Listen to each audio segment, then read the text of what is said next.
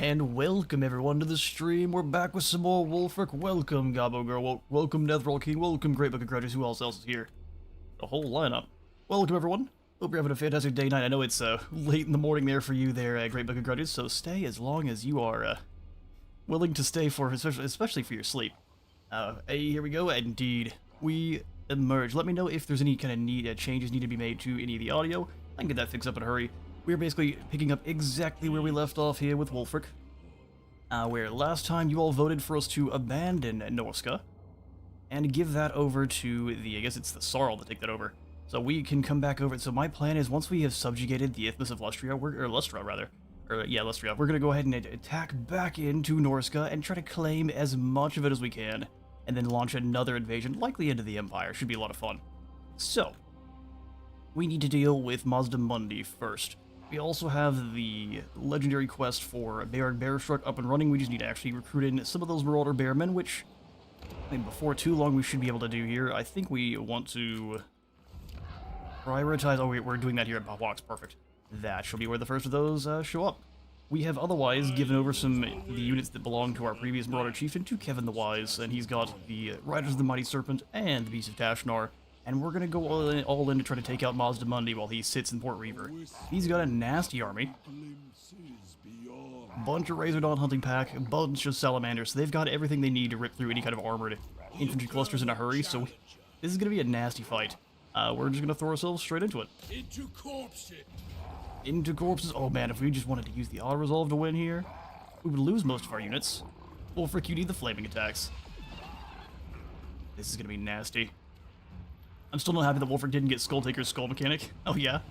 Yes, something similar would be nice for his, or at least our balls, hunting of champions, so defeating different either leaders or just high-powered lords would grant you some good bonuses. We are going to sacrifice a lot of Marauders in the field here. But if we can kind of bunch our own guys up where these Razordon can't really flank or they have to shoot through their own swords to hit us, they won't be nearly as effective. Or if we can force them to fight in the woods, that'll also be pretty good.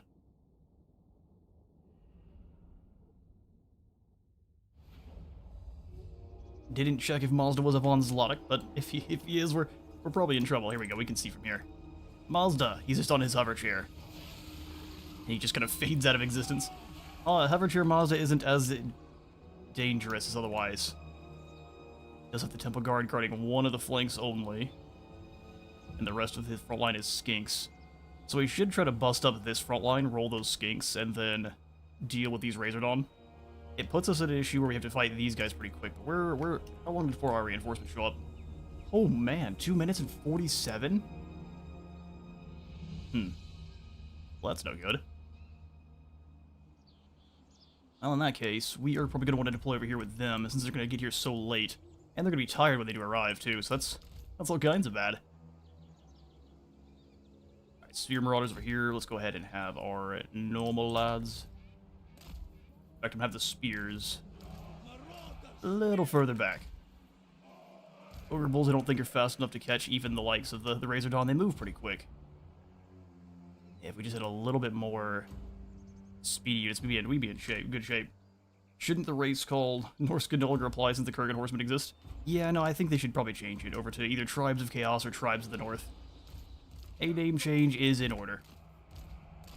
It also allows them to have the wherewithal to add even more of the actual tribes themselves. Where we've only got a few of the Kurgan and like none of them the Hung or the Tong. So we could have some of the other tribesmen and just call it full-on Tribes of the North. I vote in honor of your potential victory against Mazda Mundi. Raise an altar to one of the gods in his settlement. In this settlement, I think that's a good idea. Only problem with raising altars in the port settlements is the ports are then locked at the kind of first tier. You can't ever get them higher tier, so it is best to have your normal Norscan settlements be in the ports. We can do that here just in honor of our victory over Mazda. Let's have some extra troops in the back line here.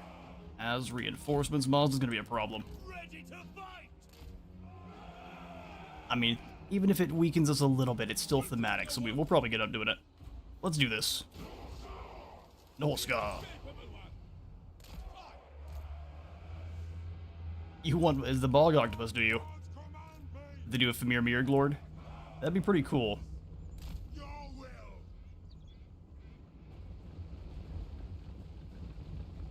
I think all those extra skinks is unfortunate for us, but we just have to chop through them. And honestly, we need to wait for our reinforcements to show up. So we'll harass them a little bit with our horsemen. Besides that, nothing dumb.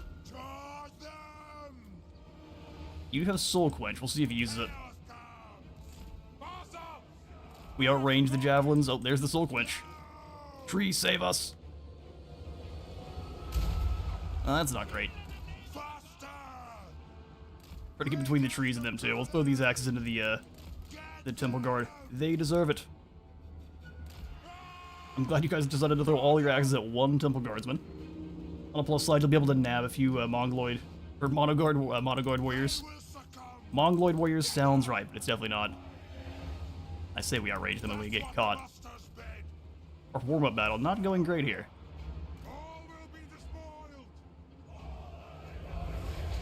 Oh, there's the Apotheosis. Hey, I'm fine with making you use any amount of your spells.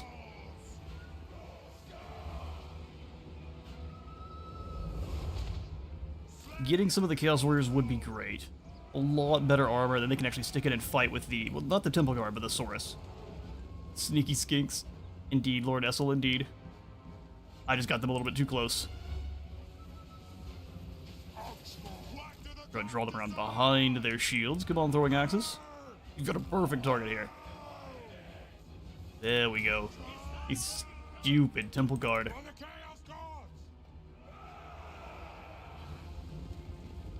Excuse me, what, Oid?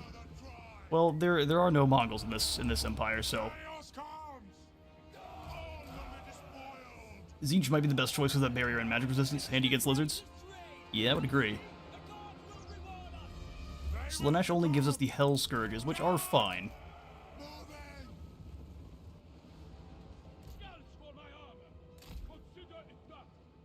Keep ahead of these Temple Guard. But no, I would agree that the barrier is probably going to be the best there. And we'll have to see what kind of Zinch warriors they are, too. I don't know if it's the Halberds or we get the just normal axe and board.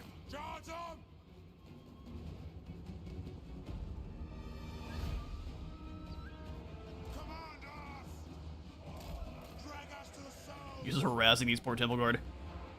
Alright, here come our reinforcements. You guys need to fall back. Try to get around behind them. Kevin, come join in. Kevin, if we get as many of your frontline fighters up in the actual front line, that's going to be the plan. Kind of like so, and then we'll have the great axes going this way. Throwing axes, I want 2 of them in behind. And 2 up on top here, and then we'll have the Maid-Eater pistols get ready. They've got a bunch coming out of the woods, too. Oh, they got caught. Well done, wizard. We'll sacrifice 1 squad of these guys if we need to, I guess. Anti-large would be incredible against the lizardmen.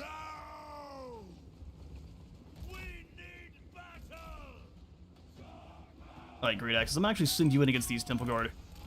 Good luck. You've got it. Their army is all kinds of disorganized now, so we can just keep bothering these poor Temple Guard.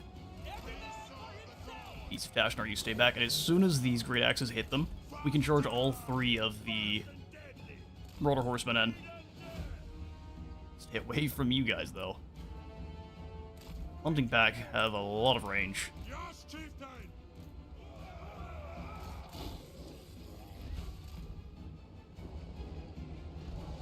Evan, get back here. Overcast the Spear Leech towards... Mazda would be a waste. Where did their Saurus go? Their Old Blood. I think he... Oh, there he is. I think he has stock, but apparently he doesn't. Frontline getting shot up a little bit here. Alright, charge him. They are Temple Guard. Break him quick. Beasts of Tasht are going to have a bad job here, but someone's going to do it. Yeah, I figure they might respond. Oh, they got eviscerated. Well, I kind of hoped getting a flanking charge would be good enough there, but not quite. There's jets literally doing formations over us. I'm gonna mute for a moment and get this battle going, so I'll catch you in just a second.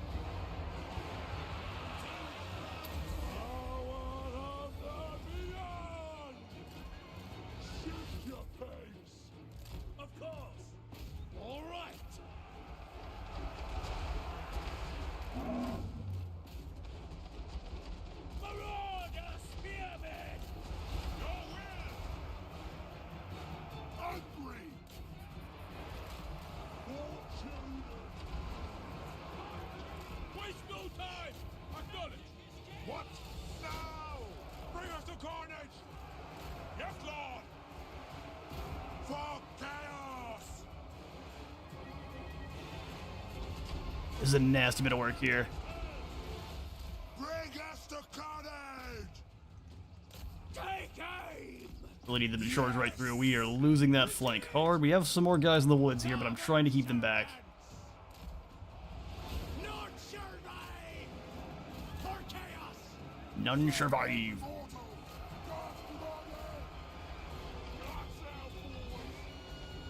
Need to get these guys moving through. If they can come in and charge into the back of these Razor Dawn, that'd be perfect.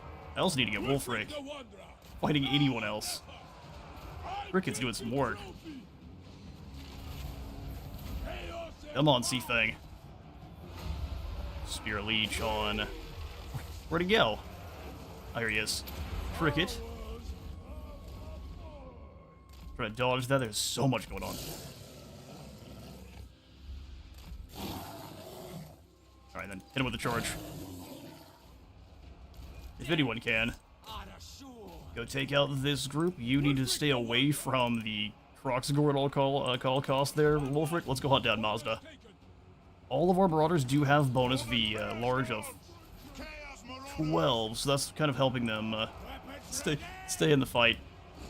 Now you guys need to circle, and then try to take out these Razor Dawn.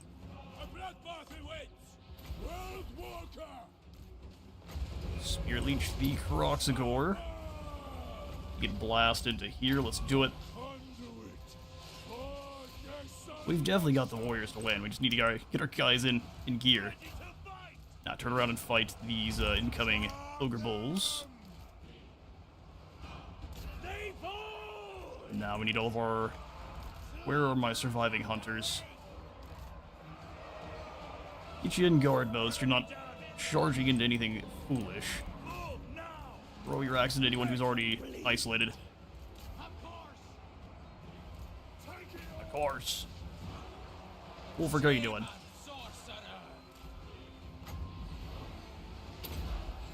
Metal here. Take him down. Let's get over here and Spear Leech. Cricket with an overcast one, so he's not coming after us. In fact, let's go ahead and drop him with a quick execution. You guys got this. Piece of Dashnar, let's go after any of these larger Razor Dawn pack.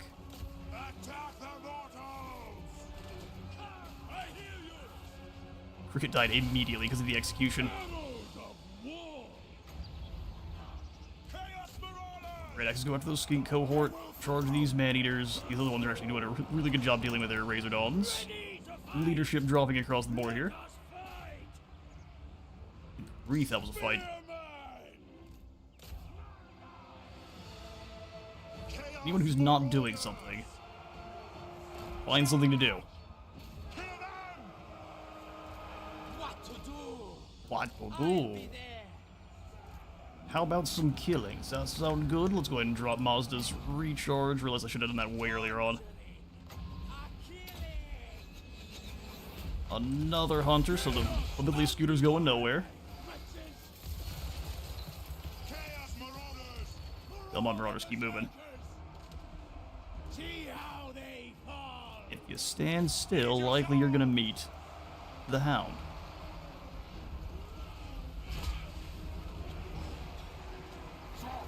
Brutal, but that is a victory.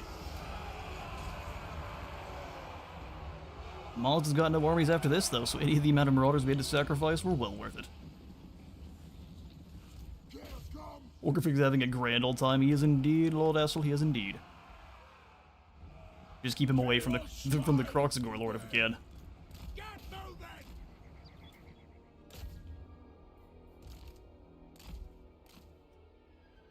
Come on then, pursue these skinks. Anyone we can catch here.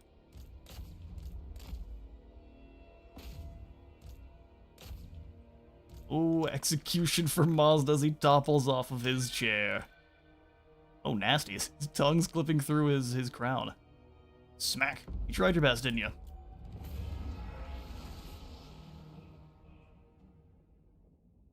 Kevin lost a full 1,000 troops. Well, look. The staircase to victory is greased with the blood of the weak.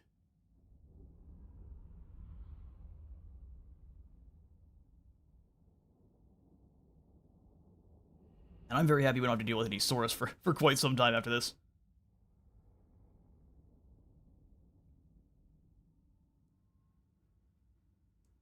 Wait a minute, he should be disappeared. Who should be disappeared?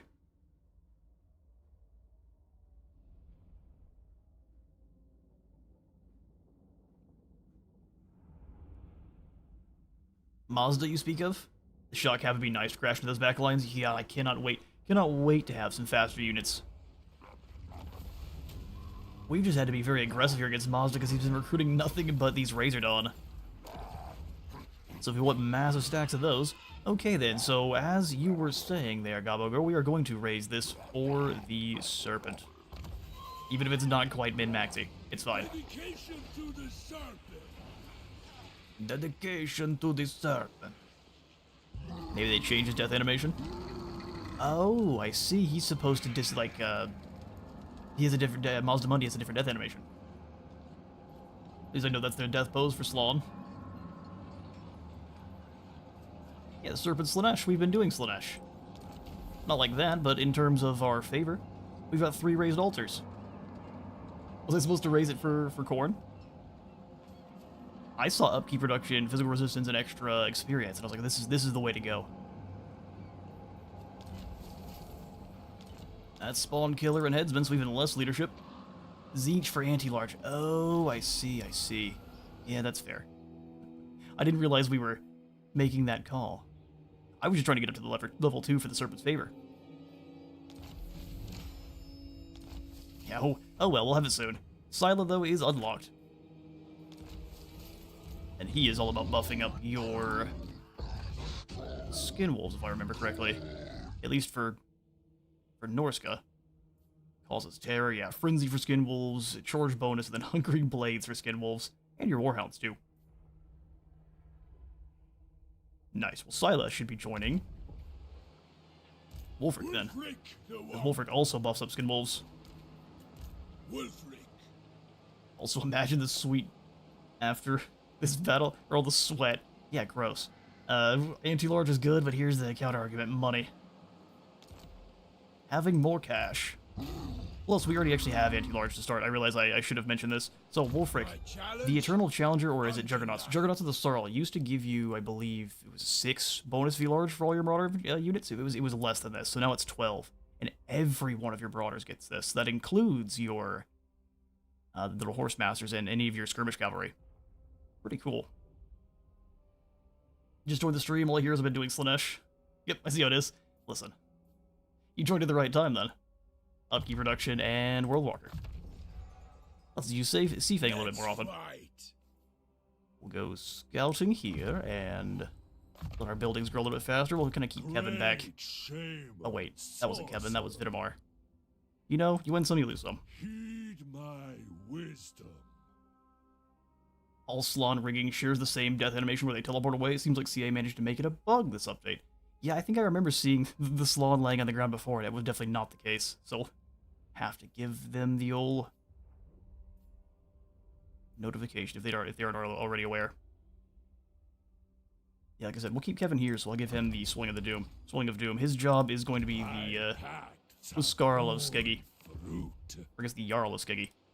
Born of winter. Kevin, let's have you. He said bored of winter. Let's come on back over to Heshawattle. And we'll just merge up all your troops that are normal marauders. That are tier 1. Dark sea. Perfect. And also, welcome to the stream, Hunter. Good to have you. The eternal challenger. Alright, here at Port Reaver. Yeah, you get the Hell Scourge warriors. I kind of just want to go ahead and grab the hunters over here. Other option is campaign movement range, which is really nice. Perfect vigor during siege battles. Good grief. The Ophidian Arch. Those battle in adjacent regions. We're pretty much done fighting here, so we should probably just go for extra units. Don't tell CA. Just let the toads lay on the ground with their tongues out. Let the Slan embarrass themselves. As you wish. While we're here, we might as well pick up the throwing axes through global. So let she spawn and be good, because Slumper Musk. That is very true. Regiment Renowned Marauder Chariot has armor piercing. Yay. I think it's supposed to. I am the wanderer. Yeah, I'm pretty sure it's supposed to, because it's actually not a Marauder. Well, it's a Marauder Chariot, but it's also a special one. For conquests near and far. Yeah, I'm pretty sure it's supposed to have armor piercing. Glory! It's not like it's 100%, but it is a good deal. If it's not supposed to, I guarantee you it will be changed quickly. Alright, 3 turns. Let's go ahead and pick up nothing and upgrade Bahwak, so that way we can get even more military going. We need the extra Marauder Cavalry. The Kurgan Cavalry are incredible.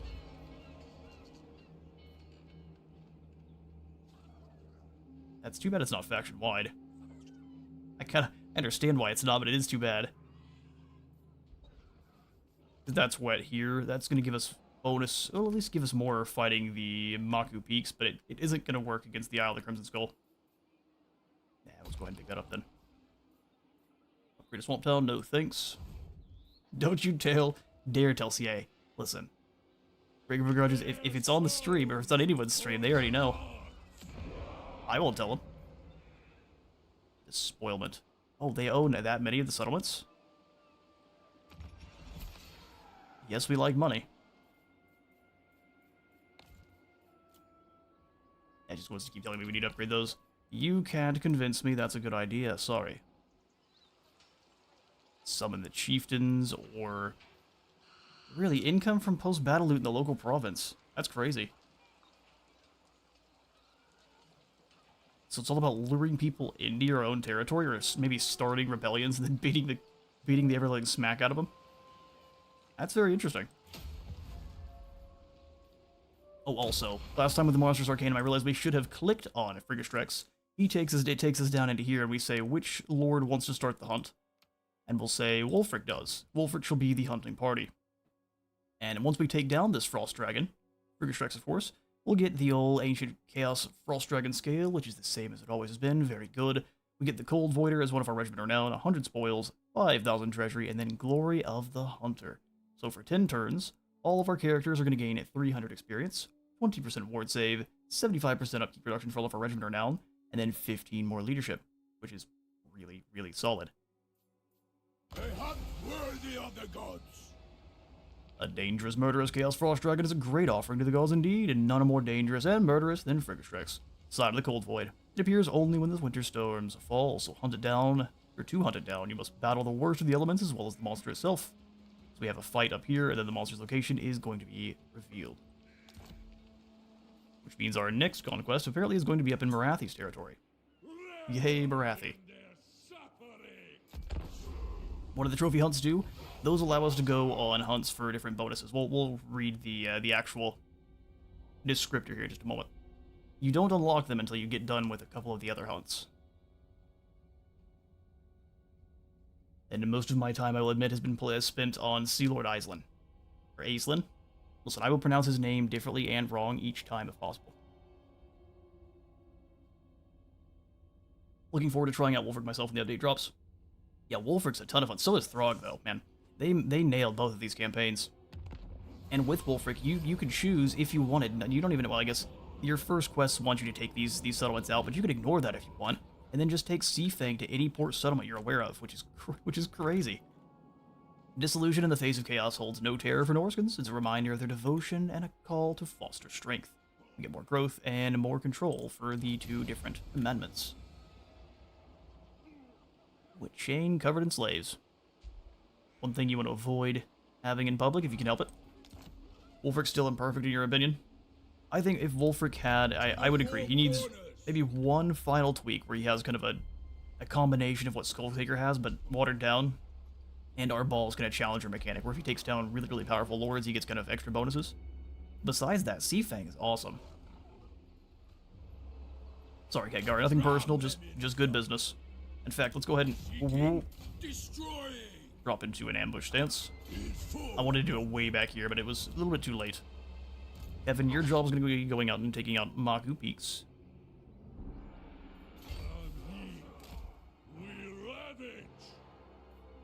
They ravage. Actually, I lied. You're going to hit the Fallen Gates first. I've changed my mind. I don't think you need anything else, and if you do, we'll go ahead and pick up the Followers of the Great Eagle for that fight. Skeggy's almost up to rank 2. We'll go ahead and save on both of these, because are they giving us any growth, really? No, it's just spoils and control. Which in and of itself isn't bad, and then it also buffs up all of your different Slaanesh warriors and spawn you have, too. Nah, I think we'll just save. Hoaxes were nearly there.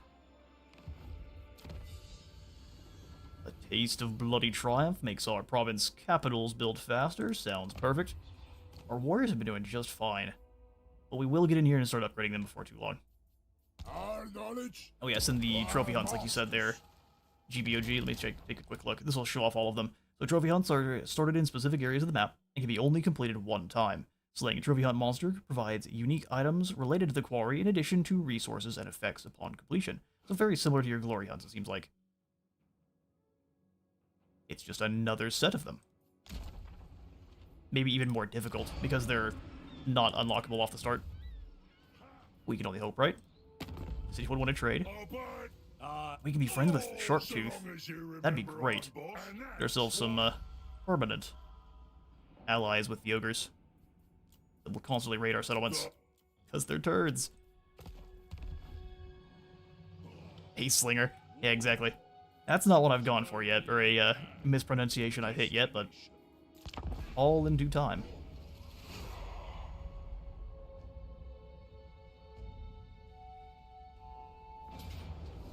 Oh, Khadgar fell right into our ambush. What a fool. Executing. Then we continue to execute them. As Wulfrik says sometimes, practice your killing. It's very disturbing. But hey, they need practice.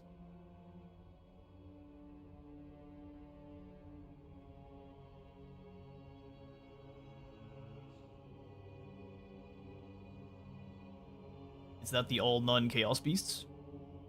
What do you mean by that, Great GBOG? A surfeit of loot. While raiding across the sea, your warriors discover rich pickings in a coastal village that was easily overcome. So, as it turns out, your ships, already heavily laden with plunder, cannot carry all you wish to take. Iron and metal or more meat. Well, upkeep production for sure. We're not Slaanesh, so we don't need any extra meat. Not right now. Fair Legion's gone, man. Or Heinrich, he never sticks around for long. What? I was gonna look at him sideways and he disappears. We need to get up here and do this hunt. So I think we'll just let our secondary army there deal with the rest of that. The Jade Dragon is going to be dancing before too long. If you decide to attack me, you are going to get stabbed in the back, 100%. Oh, the mask turned and went immediately after the Skull Taker, it seems. Skull Taker having a bad day. Lustria Bolt kicking off proper. Like the old Phoenix, Forest Dragon, Giant, and Hydra. Oh yes, that's probably where they went. So the Glory Hunts are for specifically Frigastrex, the Mawherd, and then... Oh, this is for getting all the different regiments of renown. And then the Trophy Hunts were where all the other ones were that just didn't have any ROR, they were all about just killing things. Complete one stage 1 taming hunt. You get items and you get some bonuses. The auguries ascend. Yes. I think we'll just sack the Fallen Gates and move back down. Ooh, Pillage and Raise. The spoils we haven't been needing just yet, so if we'll sack it, we'll move back down to the south. Fallen Gates and also turn into a altar of chaos. All of the settlements that are not up minus 30%.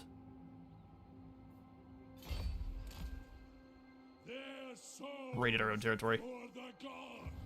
Oh man, I forgot what I was saying. But yeah, all the settlements that are landlocked, we're going to want to turn into the Chaos Altars. Or just raise them to the ground.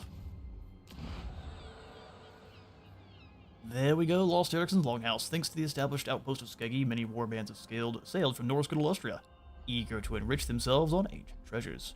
Wine control, Lord recruit rank, replenishment recruit rank, and local capacity. Pretty good little landmark there. Well, hello there, Chungus. We do have the Bearmen on either side, so Wulfrik, if you could just normal... Won't be able to reach, will we? You display these trophies. How long before the Longhouse is done? 3 turns. Now we can just get across here to swap down this next turn and grab those Bearmen. Replace all of our Normie Marauders with their greatly upgraded cousins. Mods map. Get us to where we need to go and then teleport us somewhere nearby. Speak. Berserker Force Sila gives him a little bit more damage. And also, Great Book of Grudges, they have kind of shuffled around which lords get which, I believe, but most of those old hunts, I'm pretty sure, are still there. My challenge? Undeniable.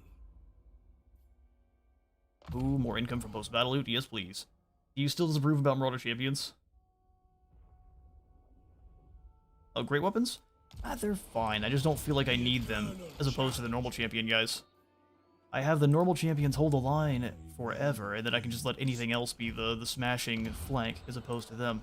If you're going purely Marauders, they're not bad, though.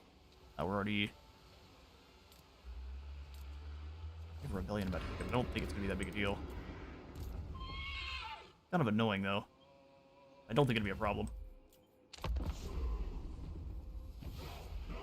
Do I disapprove of them? No, I just don't tend to recruit them. They are going to clobber anything you throw them at, but for their price point, especially now with the Kurgan Horsemen, I am not going to usually recruit them.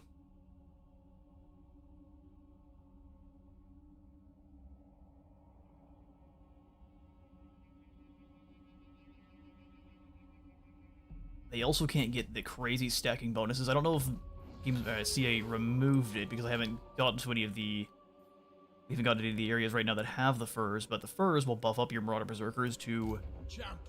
I mean, as high as you can get the furs.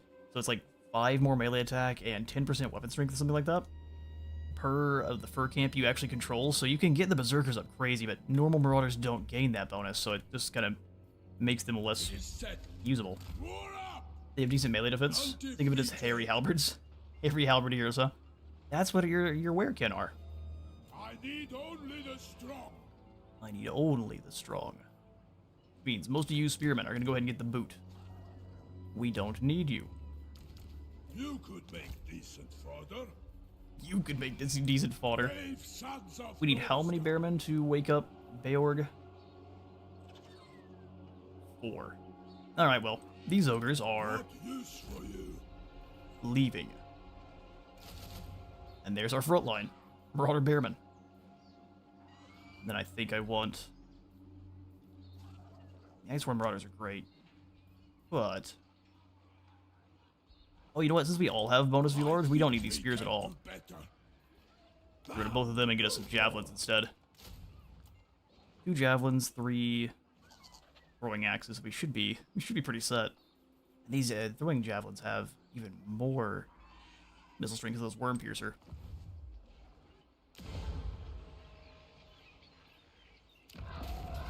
We can't win. That's fine. Kevin can gain a little bit more experience. Servant of Save the day at Heshawatl.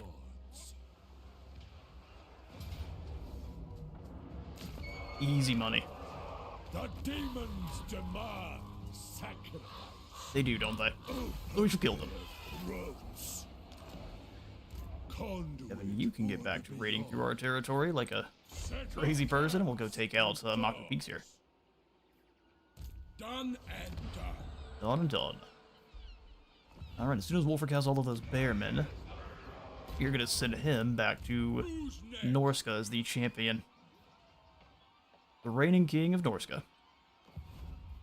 What now? More growth, please. War. We're gonna wait to upgrade Skeggy. Definitely.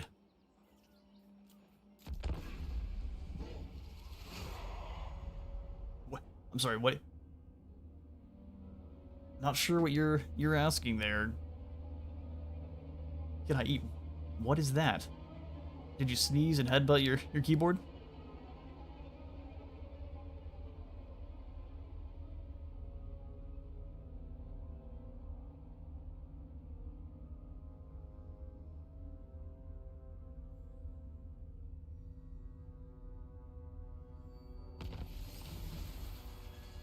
The Bearmen join our horde, yet our enemies will soon be given greater cause to fear us. They shall indeed. Try again.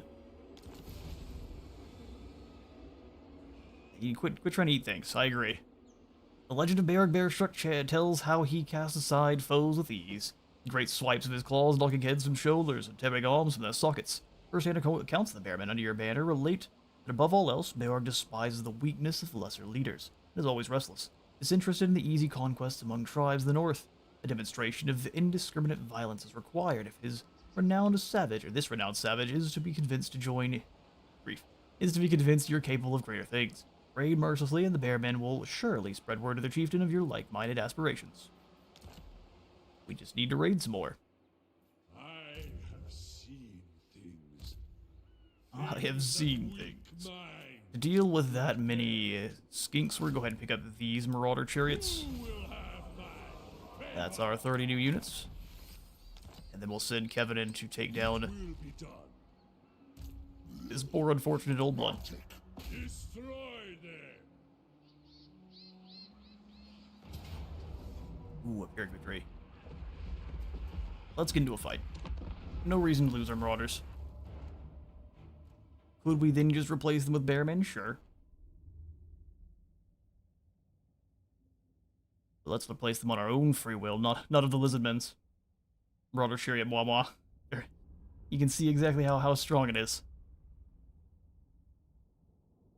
You also can't eat Marauder Chariots.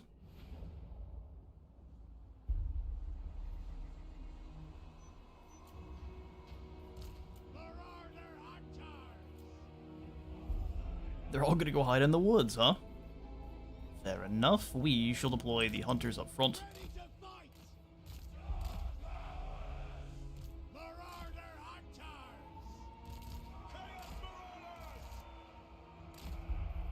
Spears behind over here. We've got our brand new regiment renown and Marauder Chariots.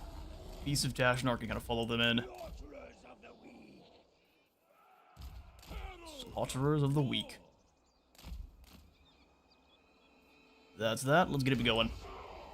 We're going to go ahead and pull them away from that hill since they have Know this. high ground advantage there. I would throw your lives to the mercy of the gods. Please. You are fortunate then that I need you alive. Know this, I would throw you to the mercy of the gods. Immediately. Brother, I don't know if that's as inspiring as you think it is. Slaughterers of the way. They also have the flaming wheel effect. That's awesome. That's awesome.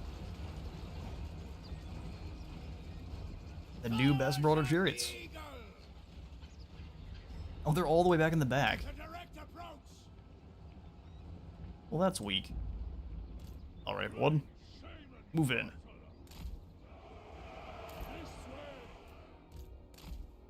And we'll have you get over here closer and chuck. Do they have any Saurus? They do. One set of Saurus is not gonna be enough, though. By chaos, yes. And use that Scroll of Blast to be really close range. Good grief. You can go ahead and head to bed there, Great Book of Grudges. Appreciate you stopping by. It was already extremely late when the stream started. Early there in your neck of the woods.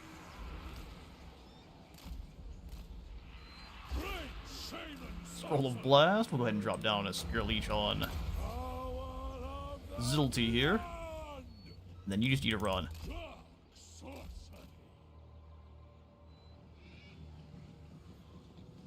Did pretty well. How much damage? We killed a good 5 of them.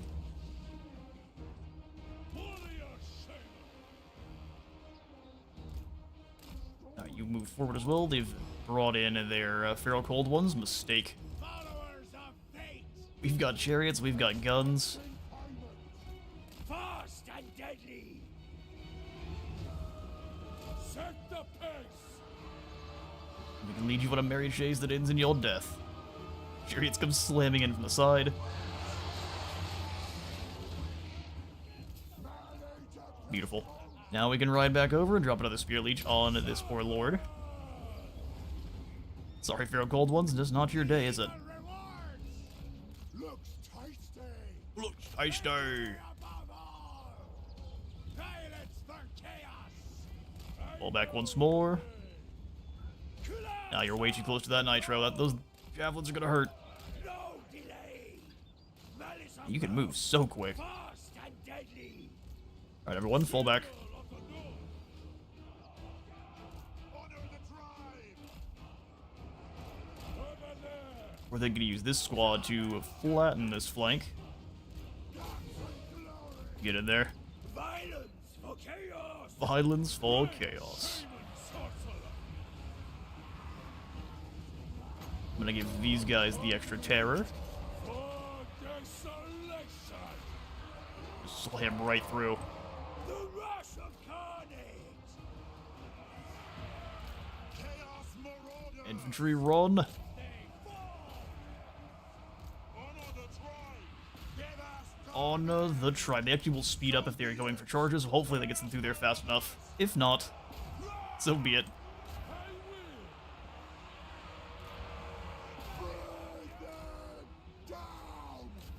honor the tribe. On through and brawl with these cold ones. Herald of war. Garrys are stuck in a little bit more than I would like. Let's go ahead and see if we can push them through this way. Strike. Man-eaters as well. Move this direction. Thank you, Beasts of Tashnar. Let's go ahead and bring all 3 of you back a bit, or I guess all 4. Yes, we can indeed count. No delay. Great shaman sorcerer. Rampage. Fast and deadly. Try to keep ahead of those javelins. They've got some really good accuracy, though. Fearless marauders. Dark sorcerer. You gotta break free. Actually had a set of the skinks move through. That's funny. Everyone focus on their lord. And then we go right back through the enemy line. These Tashnar and the javelin troops, they need to come on back.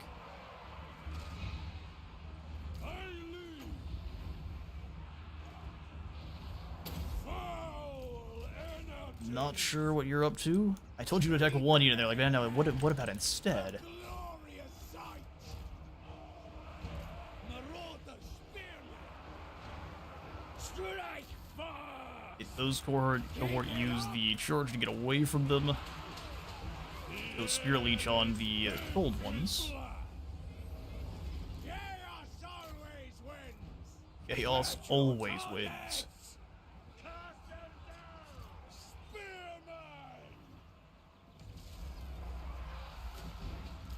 Getting wiped out in a hurry.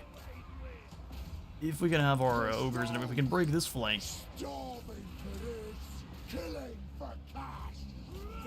Drop another terror here. Yeah, throwing axes just kind of let me down. They're extremely low range and kind of wonky. I don't know if it's their accuracy or if it's their weird line of sight rules.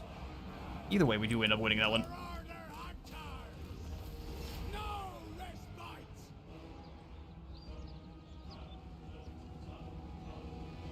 We'll take it.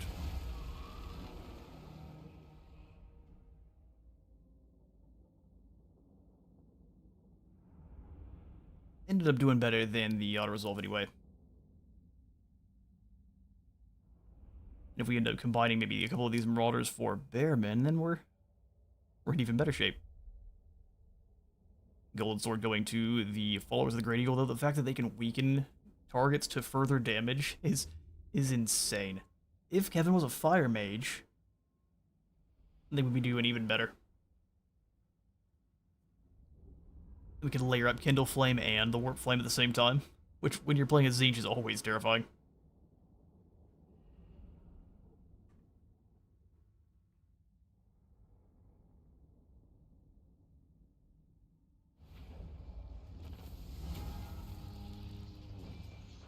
Alright, Period Victory, we'll take it. Losing 400 is not bad at all. I think this time, occupy the settlement to have a starting... Listen, we already know about Seafang, thanks. We shall occupy this for the Serpent. Trying to get up tier towards the tier 2. We're almost there. Nice. Plus that continues to rank up our lords much faster as we put in those altars, and then they give you that kind of passive experience gain bonus. Oh. I thought you were closer to the rest of the squad. Well, nothing but normal Marauders for you then, sir.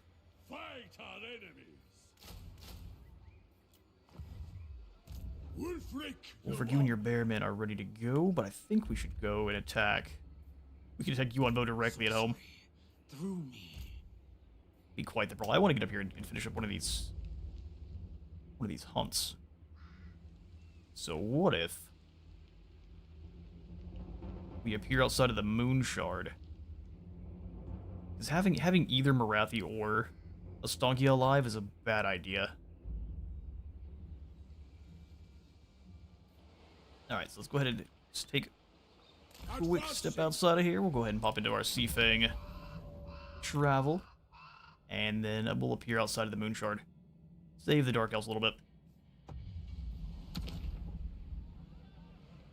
Oh, and then we can just attack Arnheim.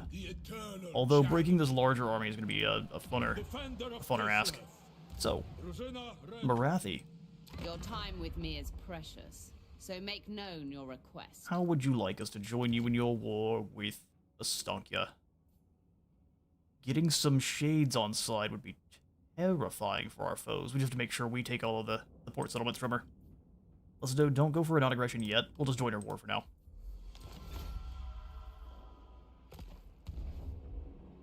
Have what you came for. We do. And now we shall assist you. Oh no, that's a lot of blessings. So Craven Scent weakens them and gives them a garbage amount of leadership. That's fine. And now these are weak to fire. Have less range, less speed, and the Harrowing Coil. Forest Coils, huh? That doesn't seem very dangerous. As far as you've got a ton of blessings. We've got Ember Dread. I'm really only concerned about the one that turns them into... Fleshy's Embrace. One that turns them into a bear. Like, you don't need to find this one. Don't worry about it. Fleshy's Embrace, I understand. But where's Spirited Away? While not only a great film, it is also a terrifying thing to deal with. Spectre's Miasma, they'll blow up when they die. which is good to know. I don't see Spirited Away. Hey. That makes things way easier. Alright, lads, just have to weather the storm of arrows. And we can try out some DLC units.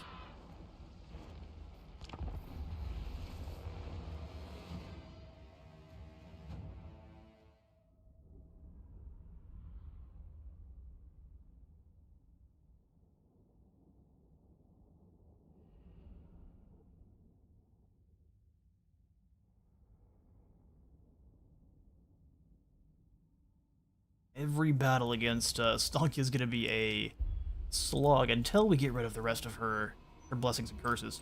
So here's our Bearmen. If you haven't seen our Norscan unit roster video here, or from any other creators, they're basically just more elite marauders. There's less of them, they're more heavily armored, and they have better stats. And they're immune to psychology because they're half bear.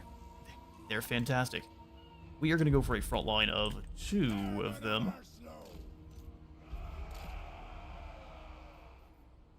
Actually, now's when we start making our checkerboards properly. So Marauder Hunters, Bearmen, Hunters, Bearmen, Hunters. Hunters are going to go up front to start. Well, this is Kislev, isn't it? Bearmen are going to go up front to start.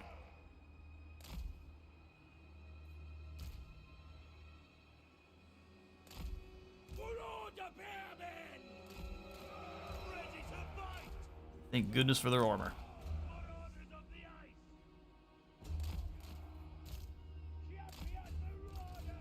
Javelins back further that we can hunt important units, but we will absolutely lose the missile duel. Berserkers are going to attack from this flank, that way they can run through the woods. Great axes. I'm going to have both of my horsemen on this flank. We're going to have them a little bit closer to harass. Problem with Kislev is all of their missiles. They have an absolute ton of them. Which is why we're keeping Wulfrik on his horse. Infantry, missile troops, and our cavalry. Let's do this. Every battle we don't have the Kurgan horsemen, we suffer a little bit more. Alright, gang, let's try to move through the woods. Leave no survivors. We're gonna have our lords and heroes go and harass the front line. See what's going on over there.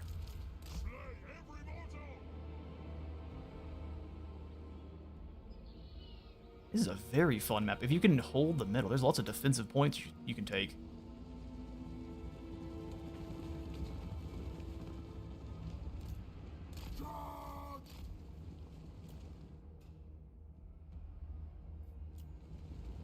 Alright, Kislev, where are you hiding?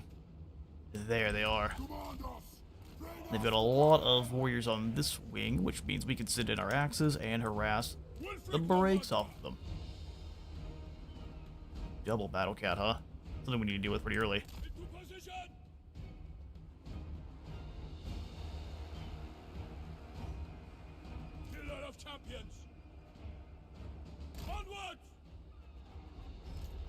Also stay near to the woods. This lad's arrows are gonna hurt quite badly. A bit closer. Move in to harass on this side. If the Snow Leopard wants to join, that's fantastic. Send Z-Fang through here. That's a bad one. If it only would go a little bit faster. That unit just stood still. They asked for it. Even hit their lord.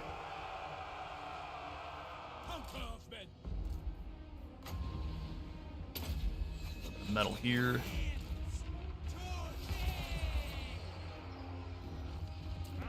Get them in skirmish mode just in case I forget to micro them. Or if we have another C-Fang, we could just tear these poor guys to shreds before they even get close.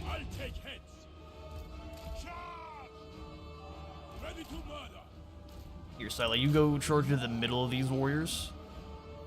Give yourself that Crimson Juggernaut. Try to get into the eyes in the actual backline there. Then kill for corn as they surround you.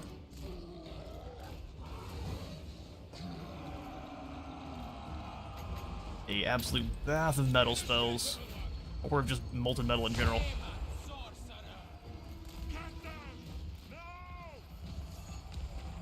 Should trigger their Buy Our Blood passive in most cases there.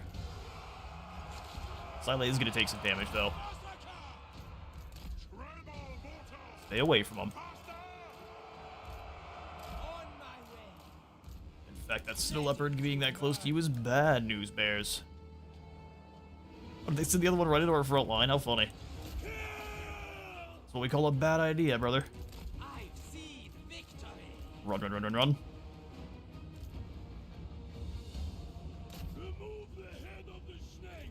Remove the head of the snake. Get back into our lines here. And you guys need to all run. The position.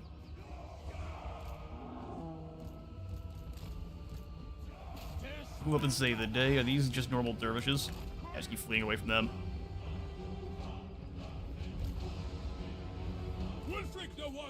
The strategy here is very Skaven, I can't lie. Get you guys off in skirmish mode and then just charge them. Bonus V infantry or bonus V large on these guys, plus all the throwing axes, that should win. Oh yeah, easy. Back over here. Well, we get to see the Norscan Legendary Lord. You will get to see him. Ooh, I have to figure out. I have to pull up my embargo again. Soon is the answer. Weapons ready. We'll do it. Nah, locking was a bad call. We'll just have to give the orders one at a time. No problem. Mammoth, you go fight. This clown that thinks it's tough. Berserkers, you get in here. Throwing axes back.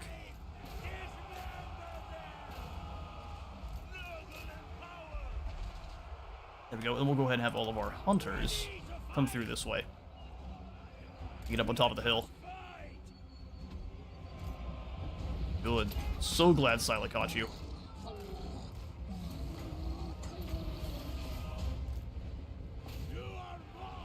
Taking some damage, but if we lose Silas, so be it. Yeah, just gonna run.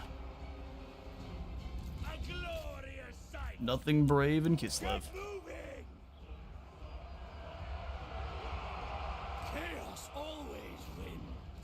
Chaos always wins. Bring you guys up here. Bam and charge. As soon as this battle's over, I'll go ahead and pull up the embargo one more time so I can let you guys know exactly when we're able to show off the new Legendary Lords. It's before too long, but it's also still in about a week.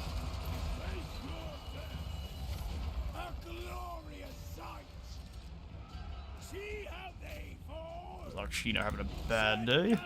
Keep charging forward. As long as we can keep their archers tied up in combat, we are winning.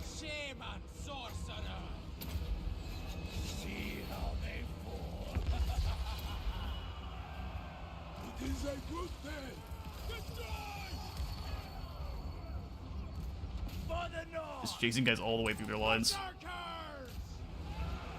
Catch them here. Those great axes getting to work.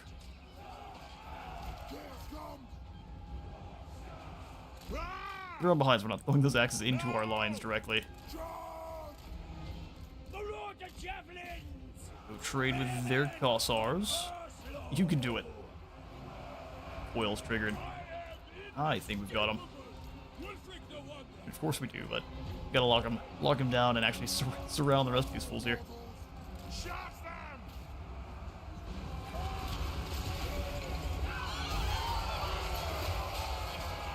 Well, they lost the charge. That's for certain. They're not Kurgan horsemen, they are, but they both got completely knifed. That's hilarious. Pull back! Marauder Hunter!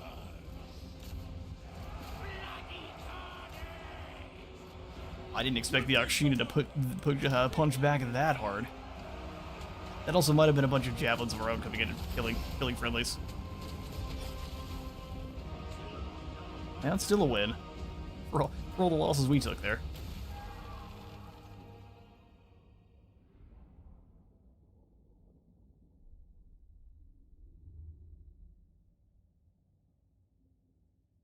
The Bearmen did great. They're not your main killing front line, but they do fine at it when they have to. They're much more defensively statted.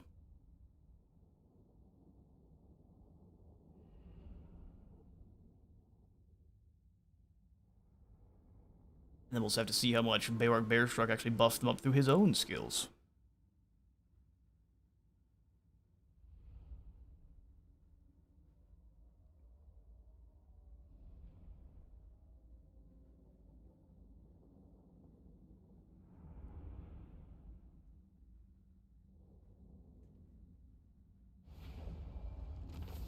Alright, close victory. These guys are doing fine. They definitely didn't need to charge this Akshina.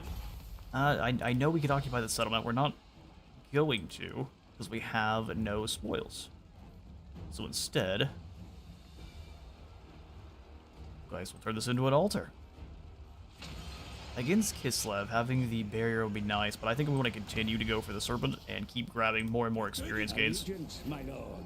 The There it is. spears of the Serpent crush with the power of violent seas. All shall fear what slithers from the depths of Norska. It's not the Snakeman of Koresh.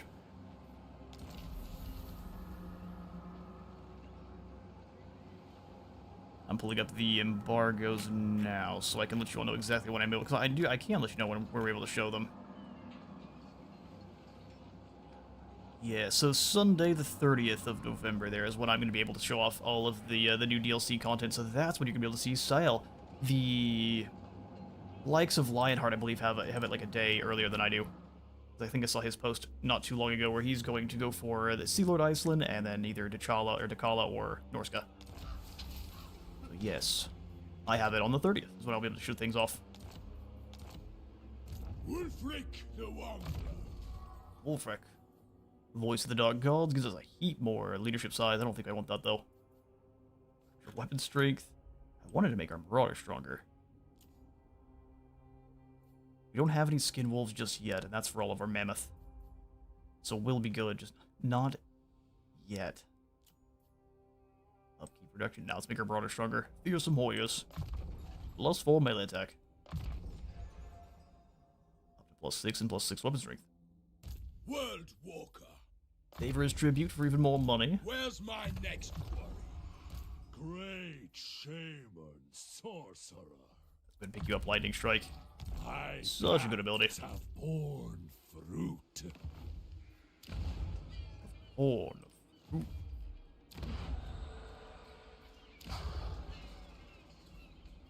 Alright, well now we'll go ahead and upgrade the Monument of the Moon here. Yes. Maku Peak, so we can have the Marble Camp when it's tier 2. But for now, just more Chaos Warriors of Slanesh. Don't think I'll worry about that here. We'll just grab the extra movement range. They maybe wait a decade for the Norska update, but somehow this wait till Sunday seems worse. Fair enough, now that you actually know what's coming, we've got a brand new lord and everything. But yeah, once we hit tier 2 of the Serpent too, we get access to even more experience per one battle in provinces adjacent to it. Upkeep reduction, physical resistance, and then extra weapon strength for all of our Chaos Warriors of Slanesh. And Spawn of Slanesh, as well as a couple more capacity for each. Quite nice. I don't think I have the ability to recruit them yet, unless it's through global. No, not even through global just yet. Soon then. Waiting at Skeggy. Probably want to wait at Heshawattle as well. And the Moon Shard there, we can grab Skull Rise.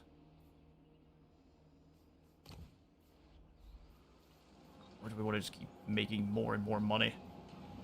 Is the post-battle loot one here? Yes. Let's go post-battle loot.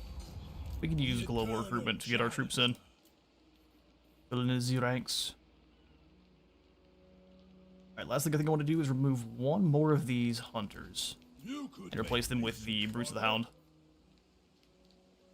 Who have not changed in the slightest, but were always good.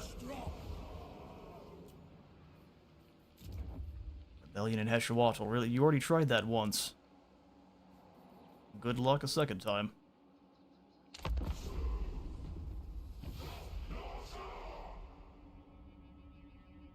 Ooh, this time it's from Chaos. Ekugax Geldai.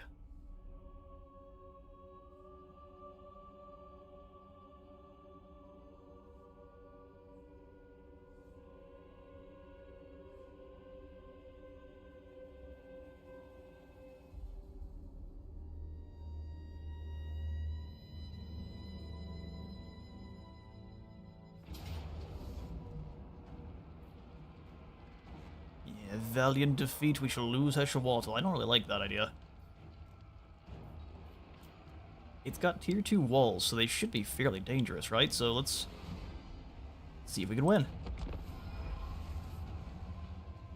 If not, we'll have to just reclaim it with Kevin, but I prefer not to have to do that, so we'll see.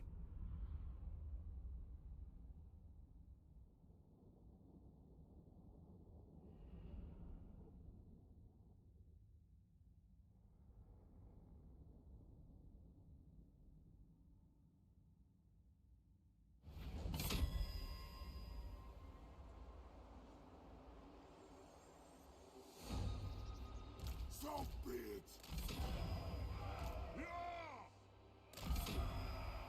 As we've seen in previous campaigns, these throwing axes are so dangerous that if we can get them into a good spot and hit the spawn or whatever they consider their most elite target, we can deal a ton of damage. Let's send you lot out this gatehouse. What do the gods desire? How do you feel about the having Throg having a paw mechanic? Feels like they gutted the greenskins and gave the improved version of the mechanic to Norska. Now is our time. Well, the greenskins mechanic for the Wa is still pretty strong. Violence or chaos. And Throg's version of it is...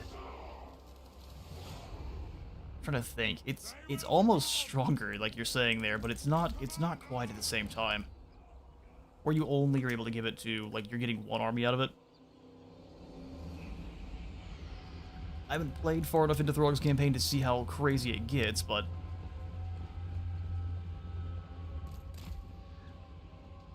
Come on, towers. I think Throg's mechanics are great. Besides there.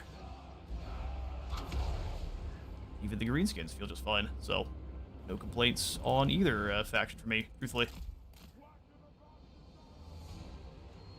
All will be despoiled. Go ahead, head back inside the settlement there. We can throw javelins beyond at them. That's changed where they're going, though. Take out these trolls. Kill the trolls. Both of you are throwing them at the same time, and that should do serious damage. Oh, we've got to kill them before they make it. Alright, there goes the ladders. Send us in.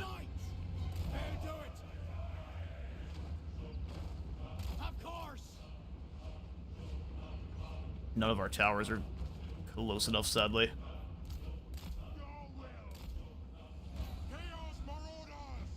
And now who knows what they're up to. Deploy to the walls they have. Cut them down. Berserkers, you do the same. We got full stack SSD on every army. Oh, really? Building downgraded the last 10 turns instead of 20, but it's filled with much better units. Ah, so it's like a... That's basically how they're gonna justify that. Is it they're their worst units? The gods demand it. Now the fact that it's only for Throg doesn't make it too impressive, I think. For the chaos god. Tremble, mortals. Wait. Why are you guys going outside? No, I want to see it all. We're actually losing the walls. Now you guys come on over here and lend your capture weight to it. Attack the mortals. You lost those walls there. It does it for every army Throg just has, not just him. That's fair enough. If it is a full-blown wall, it just has a less time. Where's the enemy? Chaos Marauders. I'm sorry, how did you get your trolls in here? What is happening? I mean, the trolls aren't gonna make it, but pretty crazy. You on their eyes. Chaos Those smacks into him. Yeah, we're probably not taking this one. Killers of the North! Jar! Wouldn't give him a charge. Savage servants! Savage servants. Chaos Marauders! Although we do have the supplies for a higher tier tower. Let's see if we can grab one real quick. A trap over here on this side, or just a small barrier.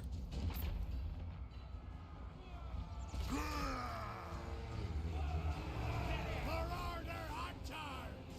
Pick up your throwing axes! Pick up those throwing axes. Let's go ahead and have you lot come around and try to save these great axes here. Let us fight! Might be too little too late, but we can try. Marauders!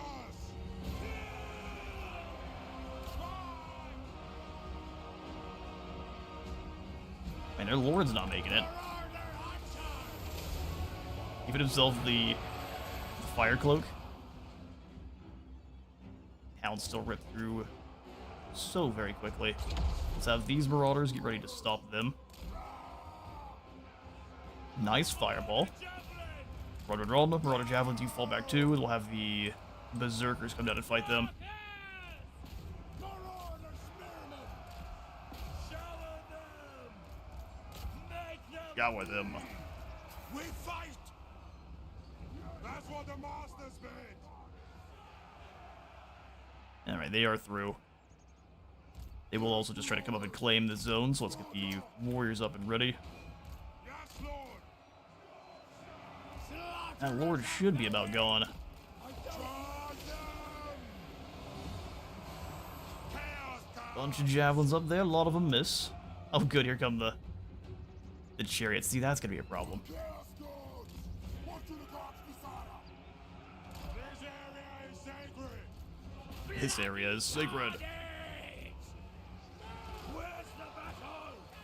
All lives for chaos! Where's the battle? Chaos comes! They are besting Come on, warriors. And I don't think we've got the men. Something tells me.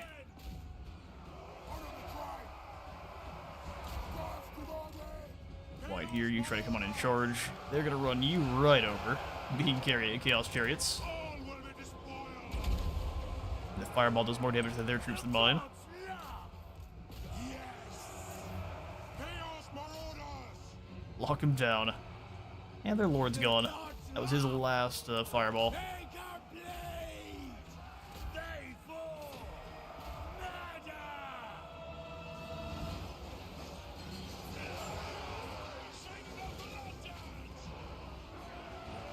Honor the tribe!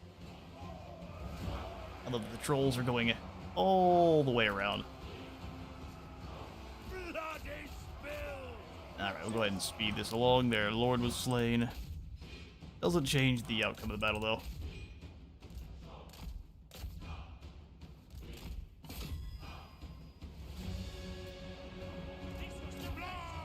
Your warriors keep rallying, lord. Marauder berserkers! Command us! Perhaps we were too hasty about you all. I've lost a victory point. Where?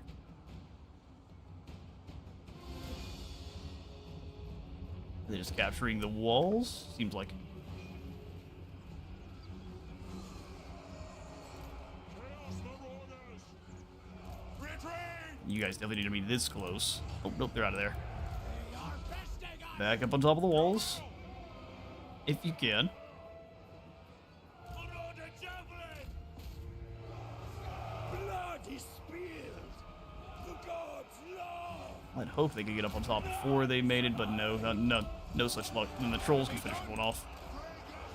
Almost at him. Hit your souls! Get on top of the walls.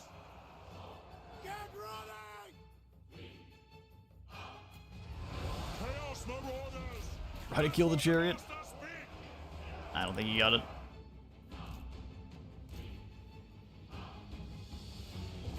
Valiant defeat it is, we lose Escherwaddle.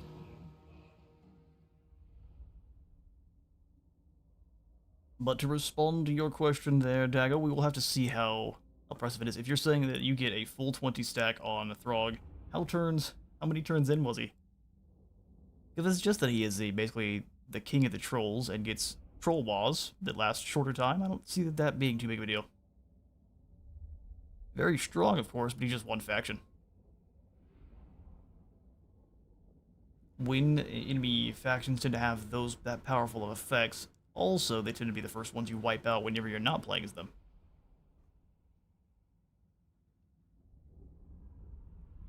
Like, knowing how strong the mask is, she is going to be priority number 1 for just about every Illustria campaign.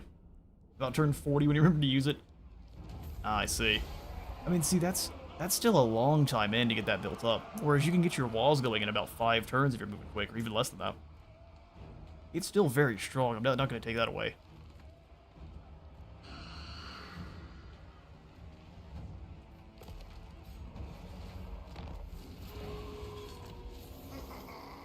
Alright, Rel, you have won your one and only battle. You better have enjoyed. Great shame of sorcery. You can reach Chillhop from there. The winds blow ever fierce and cold in the north, but on this day, the gale's bite is unusually strong. Such harshness serves only to strengthen the resolve of your warriors. To war. And as their wills harden, so do their very hides. Giggity. Becoming tough as stone. We will go ahead and claim Chillhop back, thank you. Burn is an altar. No, this is mine. It belongs to Norscan. And having to reclaim those is expensive. We need to get some more spoils going.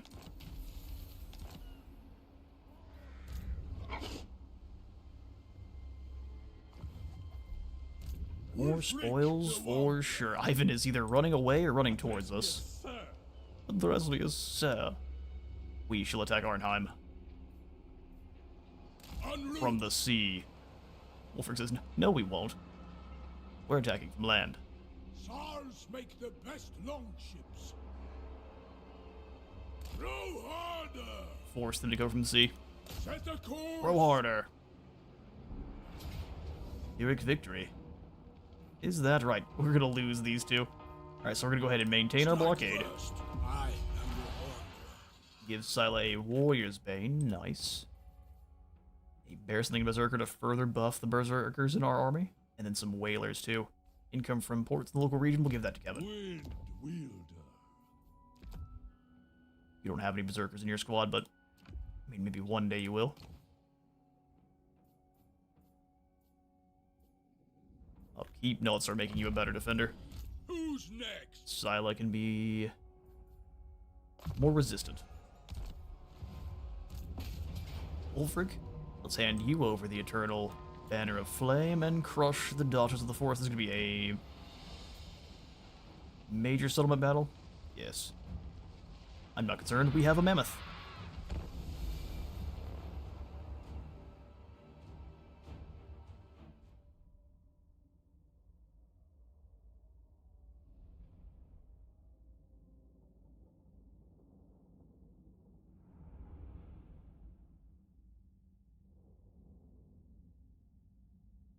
Do want to try to limit casualties here, so try to set up our forces in one spot and then send, I don't know, maybe Wulfrik and Scylla around to avoid all the pistol fire.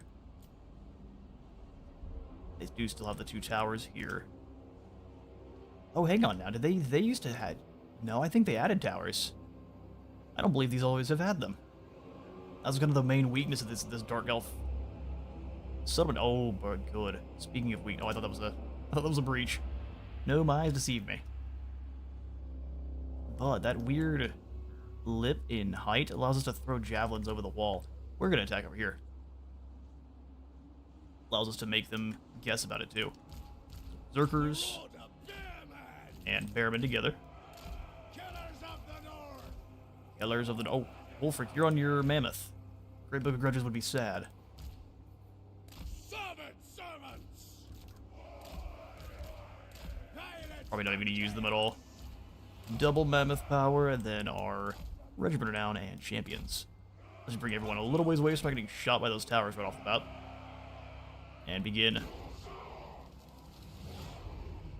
And then everyone, your job is to go this way. Goats today.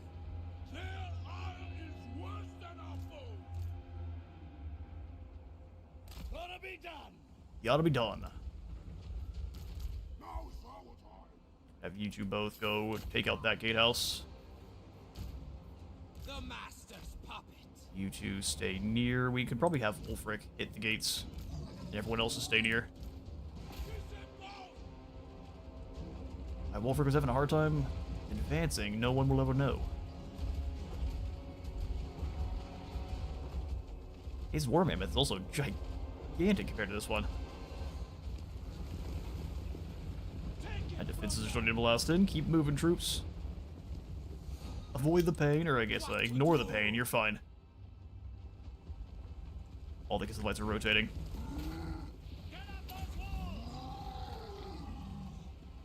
We'll send the other mammoth around.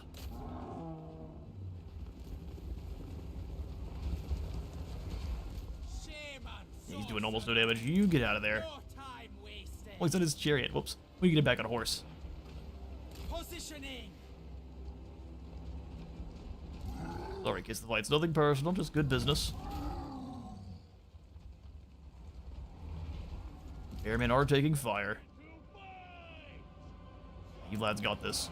We will send the berserkers up on top of the wall. Bearmen here.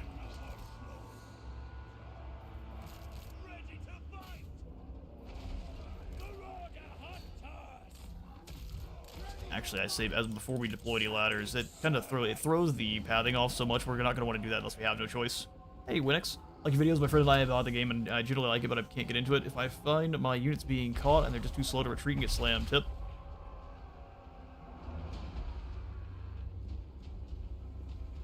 My tip for that would be... So wait, I guess in what context? Are your troops getting caught?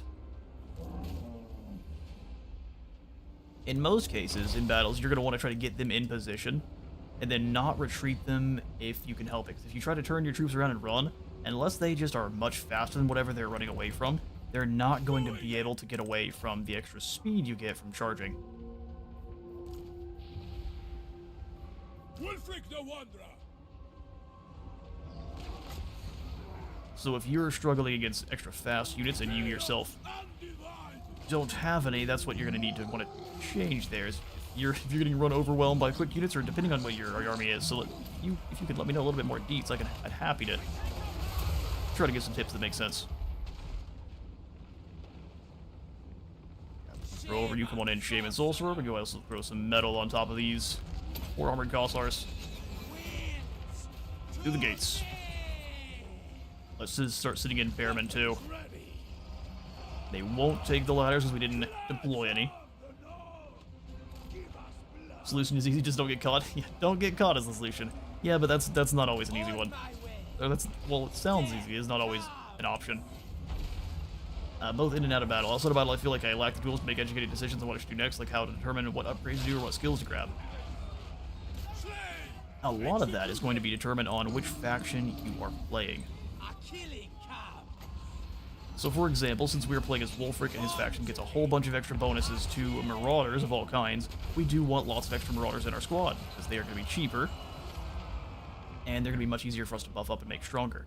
So whatever your legendary chosen faction is kind of all about making stronger, if it'll show you, hey, we get bonuses to dwarf warriors or dwarf iron breakers, that's what you want to use to upgrade your units to, or your compositions.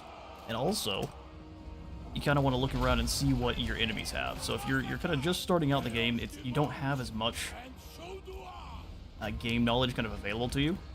So you kind of build that up as you go on, but you kind of also see what your enemy is fielding that is dealing the most damage to you, and work to see what you might think would counter that. So, for example, if you're fighting the Dark Elves and they're just throwing a ton of crossbowmen at you, you want to have a lot of either troops that outrange those crossbowmen, or they can are a lot faster and can tie them up in melee before they get a chance to do much damage to you. There's all sorts that goes into it.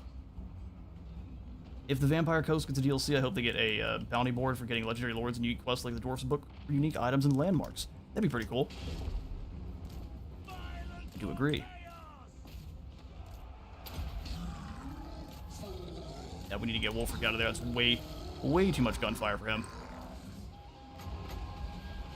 Drop some metal on that cross of troops. Manifested. Yes! Dismember them. And if you find that your troops are getting kind of isolated and taken out in combat, try to deploy them a little bit closer together.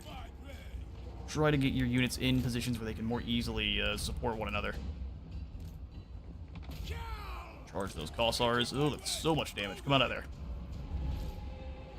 Bearman, you advance. Too much damage. Against Kislev here, like, our Marauder Hunters are almost useless. They have so much better range than we do that we kind of have to get in close and really quickly. Otherwise, our guys are going to suffer.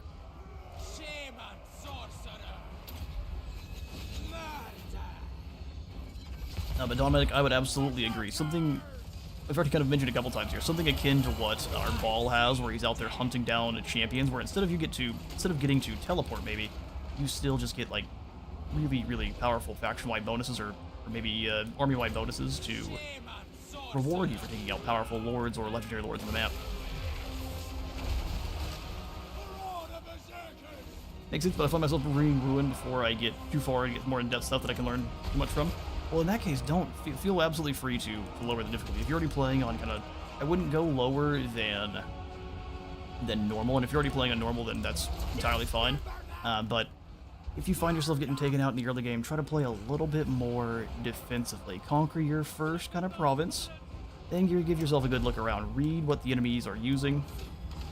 Get in there and take a little bit of time to kind of understand what's around you before you make your moves. Say Count Noctilu's got the Dragon Coast, where Kugath lives. If he gets the Vampire Corruption there to 50, then you can get unique items and a unique Zombie Dragon. See, that'd be pretty great. Maybe I need to do a better start. Yeah, I depends on who have you been playing so far there, Winix? Oh yeah, we win this one. Let's get out of here. Our dime falls. A lot of damage on our lords, but that's fine. We prefer it be on them than our warriors, especially with what's coming. I just learned best by watching YouTubers play the characters I liked. That's also a good way to do it.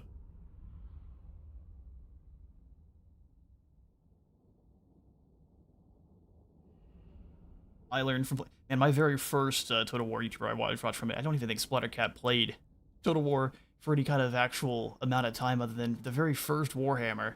Watching Splattercat play as the orcs was a lot of fun.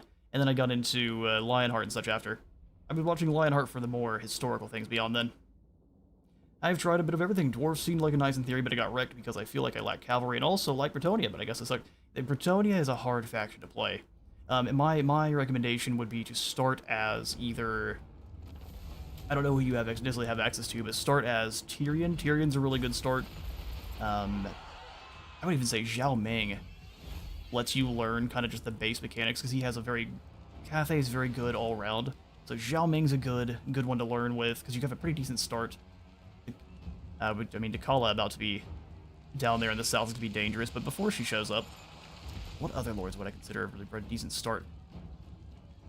I even think Balthazar Gelt down there in Cathay is a really good way to learn the Empire. Karl Franz is just has way too many threats, but with Gelt you get just a really, really good way to kind of learn. You get small little province that's safe down there in the corner. So finding those starts that have pretty decent safe positions where you're only really being threatened by kind of one side is a good way to go. We need some plunder. So Arnheim, guess what you are? You're plunder. We do steal from the Orthodoxy. I'm glad you know. Oh, and here's Elric Bloodaxe. I can't remember who asked if these guys had upkeep, but this is your confirmation. They do not. And have creature hunts like Norska does. If you think about it, Norskans can recruit a Toad Dragon and a Zinj Bird, so it'd be cool if they have hypnotized creatures. Can the Norskans actually recruit a Toad Dragon now? I don't believe they can. Charm of the Gods. Unto the bearer of this warded charm is bestowed the protection of the old gods. Ignore their due at your own peril. Oh, wow. That's crazy good. It's in the hunts. Oh, really? So one of the monsters are... The Toad Dragons are a Monsters Arcanum unit. I hear you. That's really cool. Well, now we have to take this plunder back to one of our main settlements, so we just have to move back to the Moon Shard is all. Full cheek. Fine.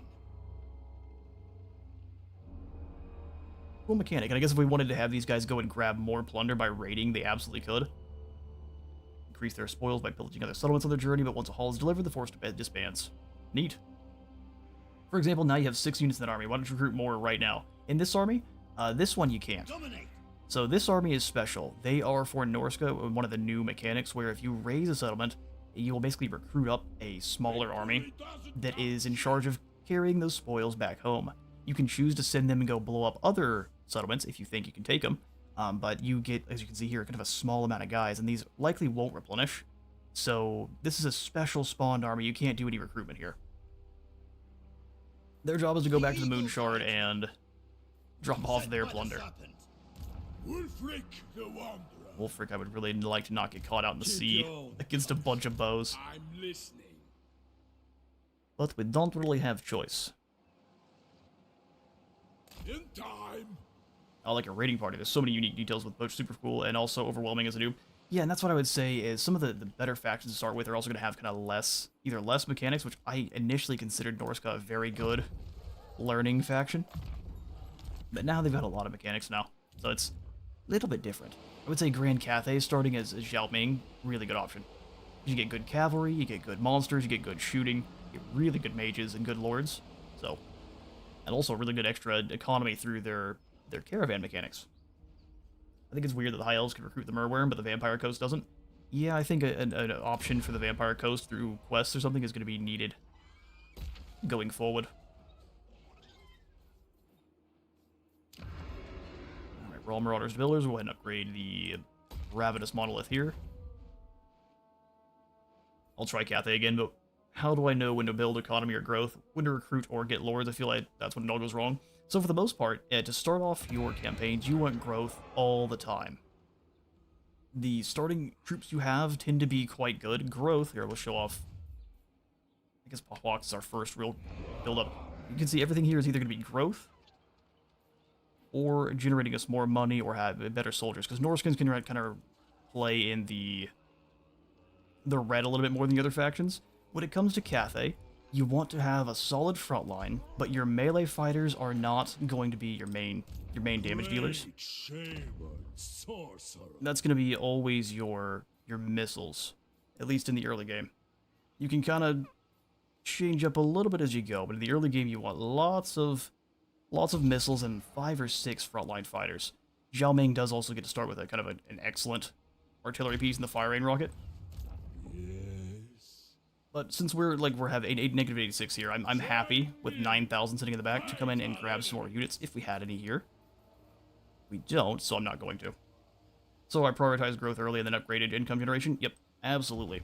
And then you want to pick up heroes as you can too. So if your recruitment buildings have hero options, those are the ones you want to try to prioritize, because heroes pick up all sorts of skills that they're just a normal, decent unit to start, and they pick up skills that make them even better.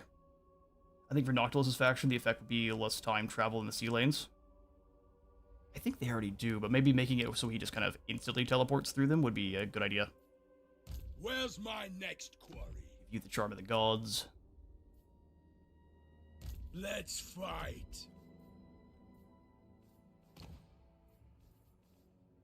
Because some of the other lords have the ability to travel through them instantly. I don't know if I can, but maybe we don't have any that can.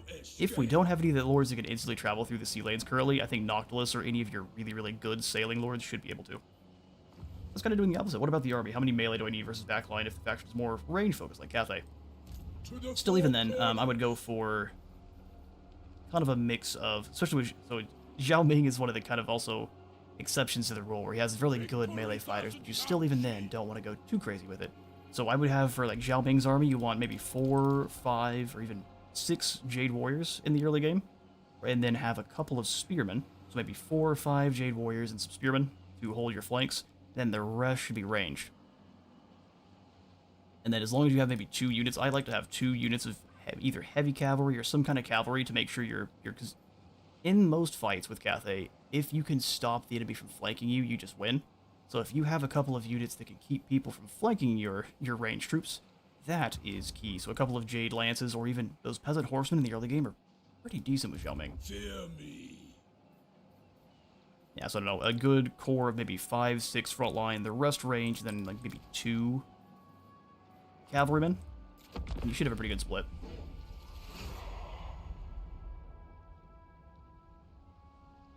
Jumping also, I believe, begins with an alchemist, so you have lots of really potent... He becomes either an alchemist, he becomes a spellcaster of some kind. But he's got lots of really potent spells.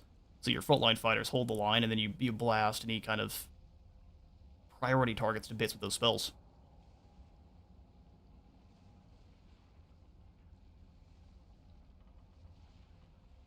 But yeah, if you look at the creature hunts, you can see the Toad Dragon and Theme Zinch Bird in it. Yeah, we can. I just don't have the creature hunts just yet, so we won't be able to actually see them. Hunters turned raiders. Triumph and failure are not only the only two outcomes of a monster hunt. Some simply abandon it. Yet, though this certainly isn't true for your warriors yet, they come across a tribe who exchange single-minded pursuit for opportunistic plunder. They've learned that much of these lands are not averse to sharing its secrets, provided they are paid for. Oh wow, income from raiding plus 100%. Extra movement range, but this is for the army that's going back to deliver our stuff.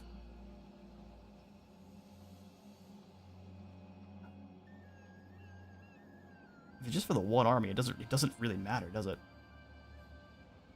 Let's pick up riches in service of riches and see if it actually gives us more income from raiding for everyone. No, it's just for this army here. Overrun the world. The That makes sense. crow Bit of a directs waste. me. They drop off their plunder, and now that's added back to our spoils pool. Taste of bloody triumph. I guess the Vites are just running away. The spoils have been successfully delivered. Okay, then we'll go ahead and have Wulfrik come up and try to get in. Oh, we can go hit the Grey Rock Point, couldn't we?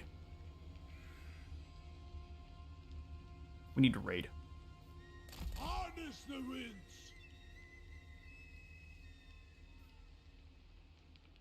We'd have to go fight Marathi at the same time, and I'd prefer not to, so we're just gonna raid through here. Ransack.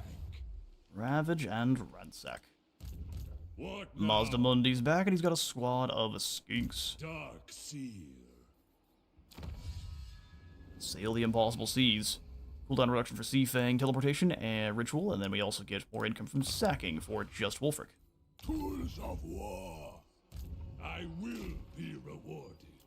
Evan's gonna be rewarded. Unhealed. We ravage.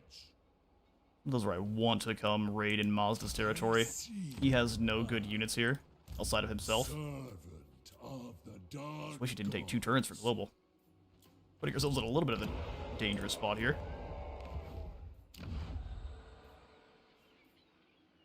Alright, I think we'll go ahead and upgrade the Skull Rise so we can start getting some Chaos Warriors and spawn.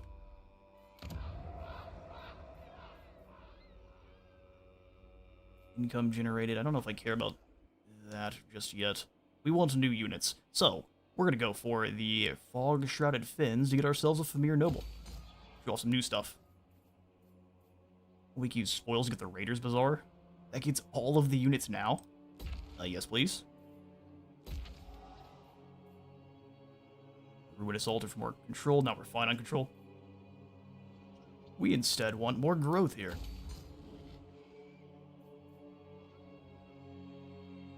Generates treasury when we just lose control. We have a bunch of altars of the wrong kind. Oh no, this gives us growth and control for each altar of the serpent, so let's go for that.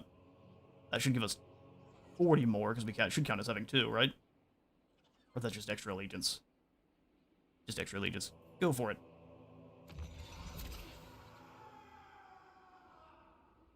Yeah, just 30 from the commandment. Which is fine by me. All the extra growth.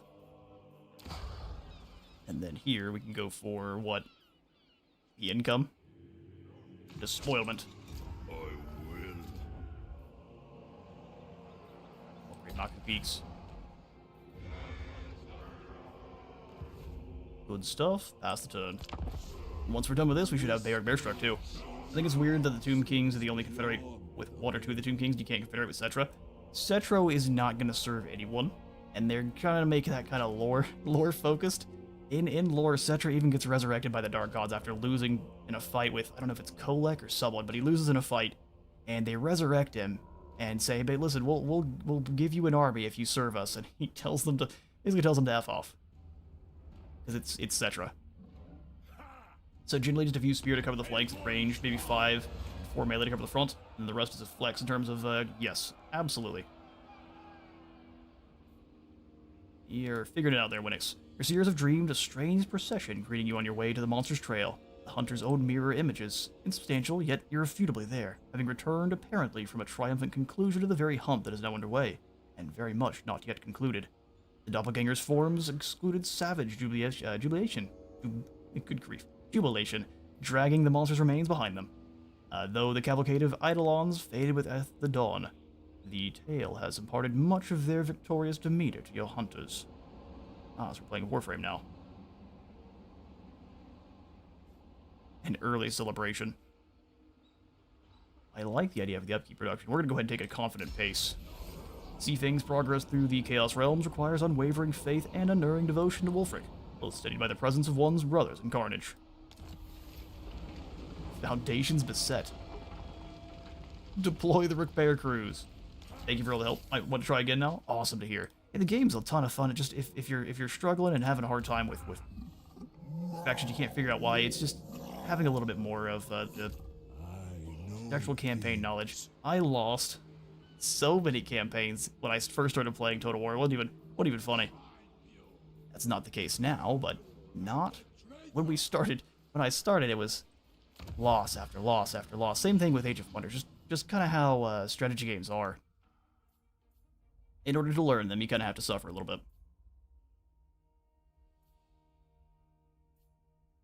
Would you say that for missile-focused factions, you should generally upgrade the melee-focused first to keep a healthy frontline, or is it still better to focus on missile as well? This is my first Total War game as well. First Total War game is gonna be a fun one to learn, but you will have a bit of a learning curve for sure. I would say that in terms of like if you're playing, it really just depends on the faction itself. Zhao Ming, you don't have to worry about upgrading your melee as much. If you have Jade Warriors, Zhao Ming's skills make those Jade Warriors so tough that you really don't have to worry about it so much. And you can focus on upgrading your missiles. So it's kind of, you take a look at what your faction does, what those lords actually are going to provide to your faction, and then you can either lean into making that even stronger, or you can fill in the gaps where they maybe feel a little bit weaker. But you can make that decision. Time to pillage some Lizardmen.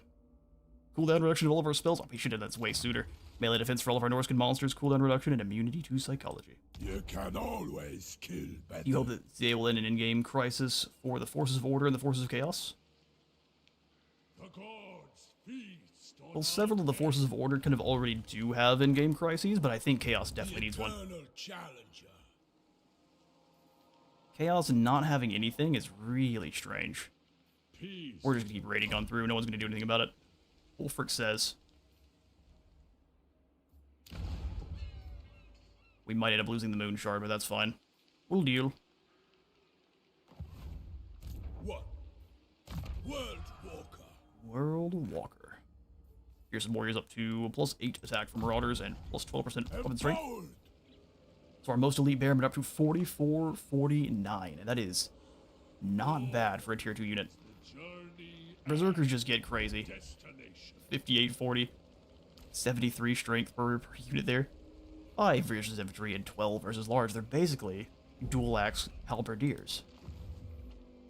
Win. Just lacking them some armor piercing. That's gonna be nothing but skinks.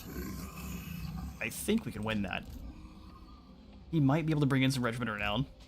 Here, Kevin, let's get you Wisdom. back on a horse. That way you're not getting dragged down anything like that. Give you mods map, just in case. We can teleport away. Any ancillaries to make you tougher?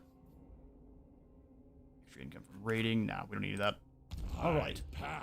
A nasty fight, but that should be a fun one, right? Let's get... Hang on now, can we make them weaker with any marauding actions? Oh, we can. Fear-mongering. -10 leadership, and now they're all going to be winded. Your death approaches. Born of winter. So 50 leadership on those skinks. Yes. Yes. No, I think we need to fight this one. This is gonna be fun. Extra armor piercing damage on the chariots. Yes, please, and to the field. My issue so far is that I find the front line is too weak when I get wrecked in a front battle, and my whole army dies as a result. I don't know what to do there. Reload an older save, if so. Well, depends. If you're really early on in the game, it's not a bad idea just to restart. And if you lose any of your really key units that you just can't recruit, restarting's not a bad call. If you're finding that you're losing your entire front line in a hurry, I would say so what I tend to do is I will not have my entire melee core as a front line. I'll kind of keep guys back. For example, I'll have these two marauders be my front line. We'll have others kind of back and waiting. That'll incentivize the enemy to surround our hunters, or marauders.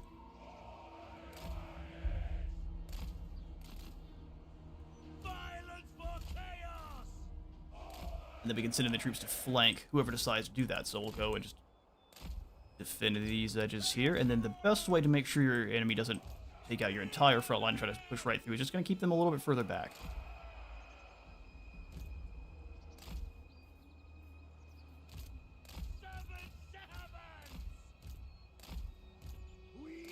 That's our terrifying flanking force, so we'll go ahead and take this hill. So we're going to real quick grab everyone and then move up. Bloody your blades, my warrior. Well, actually, conquering the hill, bad call. We'll stay away from the hill, draw the lizardmen in. We're going to go around. This time we are going to run, though. Glory. I can. Move those legs. Like, gonna hide back in the back here, wait for the reinforcements. And then, Dominic, you're talking about the Forces of Order, like Kislev, Cathay, the Empire, and the High Elves. The Forces of Chaos would be Dark Elves, Beastmen, Chaos with portals, and then a Crisis of the Vampire Coast. Not a bad idea. So generally you plant your melee in the front and anti-flank on the spides, and then range behind. Safe default in most cases, absolutely. Only time I'm going to switch that around is if they have no cavalry whatsoever, and I'll have my spearmen take the middle, because they are better at defending, and they're not so good at killing. So you let them take the enemy charge, and your axemen, maybe only marginally better at killing, but that's enough to have them be your flankers. You tend to want your most defensive troops in the center, unless they have cavalry. The rush of carnage. Mazda has barrier, so no reason to hit him with a spear leech. Let's just zap rock door there. I'm also curious to see how much damage a blast gets to throw together. Go for it. That's gonna stink. No delay. Behind these trees. Fast and deadly. Oh, did it only get one unit? I was hoping we get a huge AoE there. Of the north. Followers of the eagle. I'd get you forward. We'll try to harass them a little bit. Mazda having the quench is annoying. Smash through. But I don't really foresee the chariots having an issue smashing into the enemy here. But Dominic, I would agree. Having one for Cathay would be fun, especially because Cathay's got all sorts of problems now. With all the new enemy kind of either destruction or chaos aligned lords nearby. Rock door, I want you to give you some more. Oh good, fireballs coming at everyone. Are they just all hitting this regiment around? Man, they despise these Riders of the Serpent. Fast and deadly. Battle or hunger. Charge them. Chariots keep ripping through, you go ahead and pull back. I do like they're keeping their lords away. That's a spear leech. Alright, boys. Move in. Chariots are so heavily armored, I don't really have to worry about them. Serpent Riders sneak around behind. It is also just a bunch of skinks, unfortunately for them. Try to get a smaller formation and sneak around behind them. Alright, here come the skinks. Reacts up the hill. We have more charge bonus to them, so we do want to charge them. Drop them real quick. Then have all of our ranged troops just advance. That way they can throw theirs. Throw their weapons. Oh, they got destroyed. Didn't quite work out, did it? Like the Chariots ripped through. The fact that we just have two units here just tearing apart these skinks is hilarious.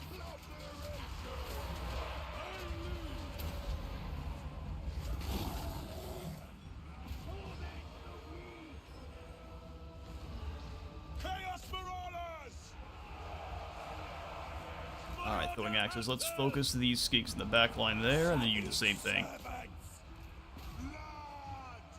Dark sorcery. If we name this map the Blessed Cold One Spear Riders, would be great. I just don't think it's gonna happen. I do hope in the next announcement they're doing in December, the Vampire Coast can recruit merworms. That would be great. Wouldn't even mind it being extremely limited, like depending on the amount of infamy you have, that's the number of merworms you're allowed to have, and then as soon as you take out the kind of the main quest battle merworm, which is the whole point of that campaign, is hunting down the kind of main merworm that defends Oath One.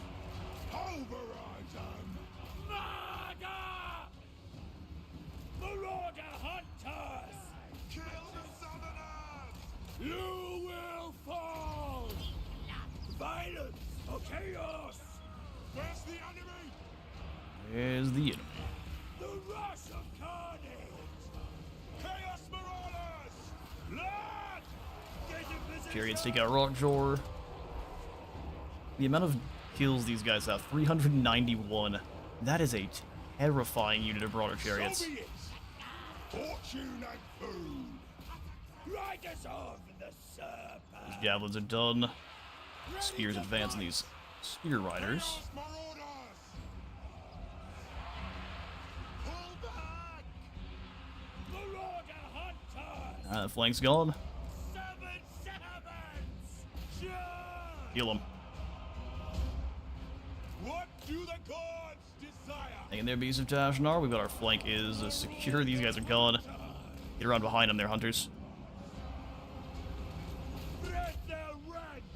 The chariots, the other serpent riders come through. Make sure we no longer have any of their units fighting in the front line. You brawling with Mazda's a bad idea. Let's get away from Mazda.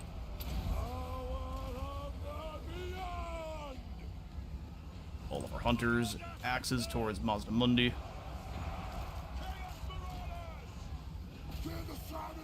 We switch sides. Take him down.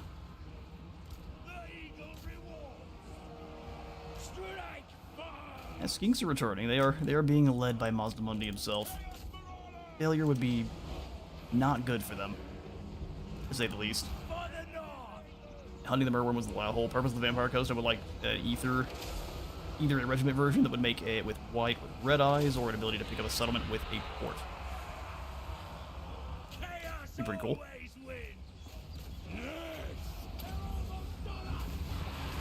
Does it have Mazda of his health? And that should be the end for old Mazda Mundizzle. And you tried your best, didn't you, bud?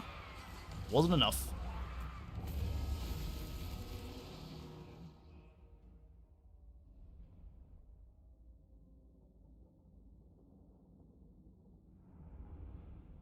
Ooh, but early on in general, how should I determine if I should get a lord or expand my army and recruit? I kind of just keep an eye on your economy. You do want to kind of bring a lord with your starting general if you can. That way they can kind of build up experience over time, or if you just need to send someone in to hold a settlement while the other does some recruiting, you can then just kind of keep that lord there to be the extra recruit. Basically the recruiter that can then deliver those troops to your main legendary lord, or can just be there to build up experience and then be your first general starting out a little bit more highly leveled. Just gonna keep an eye on your economy. What your economy is gonna determine what you can recruit.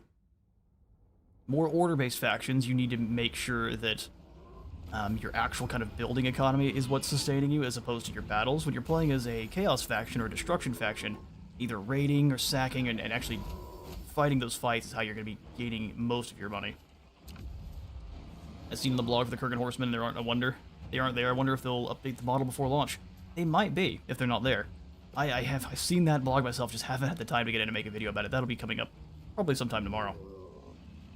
Fallen Gates, let's go ahead and raise it as an altar to the Serpent.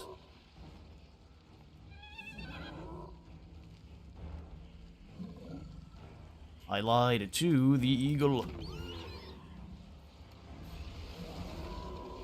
The Orange Slan retreats. That's Lave Jane. We've got another Spawn Killer. Taking out Mazda Mundi gives you 25% more leadership. Aura size, that's pretty terrible. So in general, if I just recruit, I should just recruit troops if I have room, or lords if I need room, and then keep my income in the positive. But if it's very high, I need to recruit more. If it's very high, it means it's definitely time. If you've got a lot of income and if you haven't upgraded your troops in some time, it's definitely time to get in there and see what kind of upgrades you can make, or just recruit more troops in general. A practiced murderer. Good to hear. Practice does make perfect. Will make you better at killing. Soul Blight's so good. Drops armor by 30.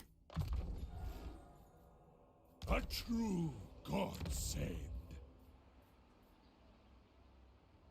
Spices are giving us just income, spices, and control. So, I think... Oh, and it does give us the Zinch Halberdiers.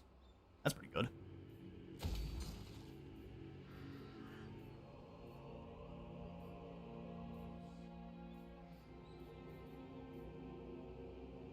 Go ahead and grab the gold camp and the beast tamer there. Summon the chieftains. Now we will marauders to builders. Wulfrik the Wanderer. Fallen gates. Yeah, we might as well.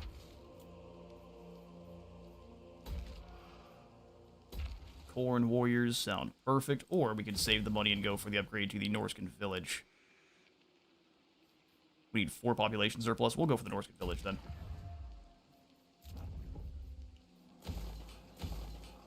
Ziggurat of Dawn very briefly damaged. How do you think my last post makes sense, or no? Let me scroll back to it real quick. Then I would like to either a Regiment Renown version.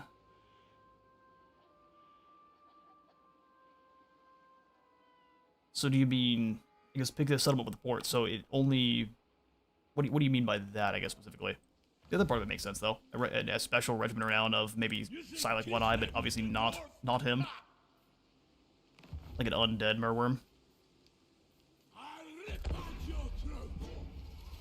You have 1,400 income, is that high, and you should recruit? Yes, it should be, but I'm trying to use my money elsewhere as well, so we can only recruit as much as we can, and I don't want to recruit through global. Sometimes having a turn or two, just having positive income is a good thing. The demons demand sacrifice. Don't have any unit. Like, if I was to recruit, it would only be marauders there. And I don't really just want to grab more marauders. I'd prefer to get back towards Hexawatl or one of our main settlements and get some proper Chaos Warriors to spawn.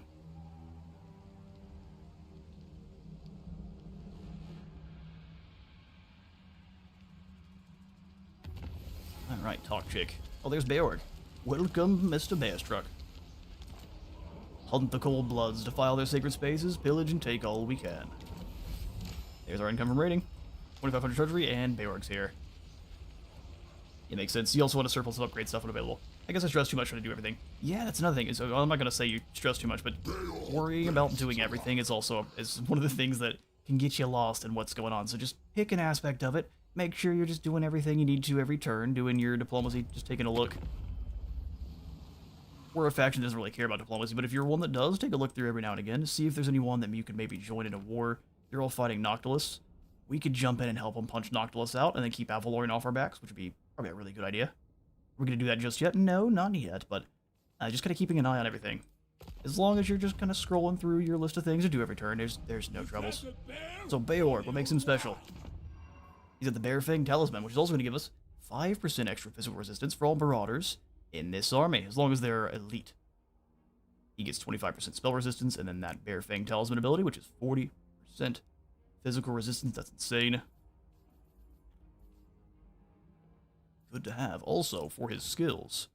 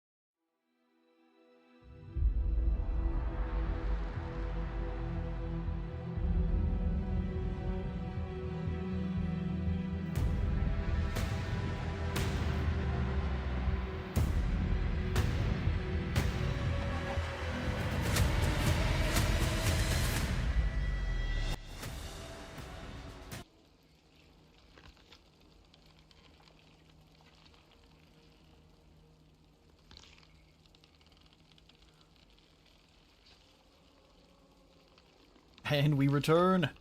Thanks all for saying goodbye and hanging out while we got that all fixed up. Decided to crash while we're looking at Beorg. Either he was too beautiful, or Winnix used to say he died from cringe. And maybe. I think it's more because Beorg was too beautiful. However, on our next intern here, we're giving us a rare metal event. So we can have frozen feet or slashed arm guards. These are both terrible. Oh, they're so bad. We'll go for... ugh. Armor, I guess? It's bad either way, but if we're slow, we're gonna get shot to pieces. Heshwattle dies once again, all the same things, and now we can go try to look at Beorg, and maybe it won't crash. Please, Beorg, be good. He seems a little smaller than normal, too. A little wee Beorg. He's a baby bear. Increases in size as you gain more, I don't know, more vassals or so. So, Gift of the Wearer. From the day Beorg received the Gift of the Wearer, we're going to try this again. Singled out by the Dark Gods to lead his people, all the North would come to know that glorious carnage would follow. Accompanying Lord gets 10% ward save, wound recovery time -2 for Beorg, and then we have a murderous charge for himself. Oh, such a good passive. He's basically the Regiment of Renown and Knights of Khorne. You can't stop Beorg. He's going to blast through your lines like they don't exist. We've got Thrill of Battle. Replenishes movement range after winning a battle for his leader. Jeez. And we have Thrill of Battle abilities, so as he is engaged in melee, he's going to be harder to hit. Bearman of Urslow drops upkeep for all Bearman units by 15%, grants them 6 defense and frenzy, as I expected. Ferocious Fighters is going to grant you 15 charge bonus for Mortar Bearman. That's on top of the 15 charge bonus that Wulfrik's granting. Vanguard deployment for them and causes fear too. We've got Warcry granting him glorious charge, because why? Why not? You always need glorious charge. We got 20 more charge bonus and the Warcry passive ability. So as long as he is charging, everyone around him has basically both standard die and fighter die at the same time. It's glorious. And then we have a Notorious Plunderer. 30% more loot, 50% more income from raiding, and 25% more income from loot, sacking, and raising. That's crazy. Bear Strike makes you money. Hey there, SCP. Hey there, SCP-49668. How it goes, Wulfrik? Opinion, do you think Sile is worth it for the units alone? For the units alone. So I'm not allowed to mention if I think it's worth it yet, but I do enjoy the units that Sile brings, if that makes sense. Rattled Effect, we've got dropping melee attack and defense by 10. If you have him and Sile in the same force, I believe he also causes the Rattle Effect. Leadership, Rapid Rage. Oh, he doesn't. No Rattled, but he does have the Disorganized, so you lose leadership in any of your charge bonuses. Him and Beorg are going to be scary together. Descendant of Greatness, 30% more hit points and 50% more mass. I'm sorry, how heavy are you normally? We can ask Beorg, he's not a lady. Bearstruck, where are your... there we go. Your stats are... so he's going to gain half of that. He's already heavier than most chariots. That does make sense. Still deciding which wars I want to grab next week. Fair. I will be able to give a more accurate, I guess, representation on what I feel about the DLC soon. But I do like the units that are being added, and that's as far as I can put that. Let's drop your Champions fall. Regiment of Renown. We'll join Bearstruck into the army, and then go hunting for Frigastrex. Done and Just kidding. We'll go hunting for Frigastrex next turn. no legs. Like the Dark Elves are like, hey, hang on now, excuse me. My challenge? I wouldn't say anything to Wulfrik. You're gonna have a bad day if you do. Just let it happen. We shall upgrade the Great Hall of Lost Ericsson. So now we can recruit champions and berserkers from this area. We also get more wine, more control, more recruit rank, all sorts of good stuff. Pretty sure we just want more growth here. Although we can get the Kurgan building going, you know what? The Kurgan horsemen are at the 3rd tier, so it's going to take us a little bit to get there, but let's go for those new units. We can show off as much as we can. Hawks does have the Raiders Bazaar, so we already have access to all of our infantry. Yuan Bo's still staying down here. Are you allowed to show unit cards and stats for the Bearmen? I absolutely can. Yep, I actually have videos up for them, so if you want to see kind of in more in-depth, but here are the stats for the Bearmen that we have. Actually, hang on, I can show you in here that we can see the base stats for them. So base stats are 32, 35, so they're basically just a more elite squad of Marauders. You get less of them, but they're more heavily armored, and they can hold the line a lot better. They're very good. And then you got the Marauder Bearmen, which are just your Marauder Berserkers, or Marauders with great weapons, but better in every way. Being Bearmen, they have immune to psychology innate, which is very good. And then that Rage passive just makes them tankier, more leadership and melee attack as they're fighting. Bearmen are a very good tier 2 unit. Just your Marauders, but a little bit more elite. A challenge? Courage for blood and gold. Realized I put him in ambush stance. That was an accident. What's next? We want to go ahead and start upgrading our units, probably. More attack for our Marauders. Ammunition for Marauder Hunters. Oh, actually, this gives us our other hunts, too, doesn't it? Monster Hunter. Yeah, let's get in there and start going for these. It's going to upgrade our monster units, but that's not what we're worried about. We're not getting into the other hunts. Both men can adapt. Great shame. Kevin the Wise. Let's bring you on back over towards Skeggy to recruit some units to maybe bring over to Wulfrik. Moving. And we will also have to get ready to fight you on Bo. He is not going to stay passive for long. Need something done. Targog is friendly with us. Those do seem pretty well worth it. Honestly, Sile didn't seem interesting to me, but the changes to Wulfrik got me pretty excited.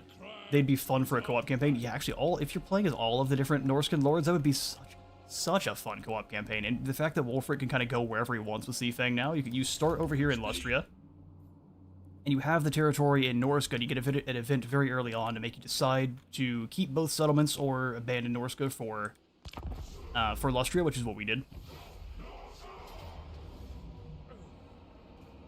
Yeah, Ivan, I knew you were coming over here. I should have recruited an army maybe, but that's okay. We'll come back to claim it and burn it for the Serpent again soon. Let's see if actually maybe we lose allegiance for it.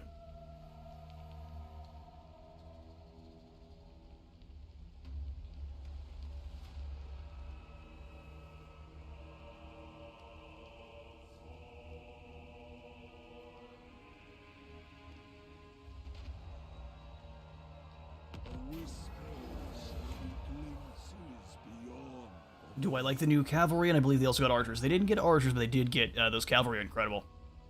Hunt this may be, but this is no ordinary one, and neither are the setbacks one encounters. Much as the Dark Gods have sanctioned this endeavor, at times their capricious will acts to test your warrior's resolve. As night falls, then melts away, and with it, it seems so have some of your forces, where only Crow, Eagle, and Hound and Serpent know.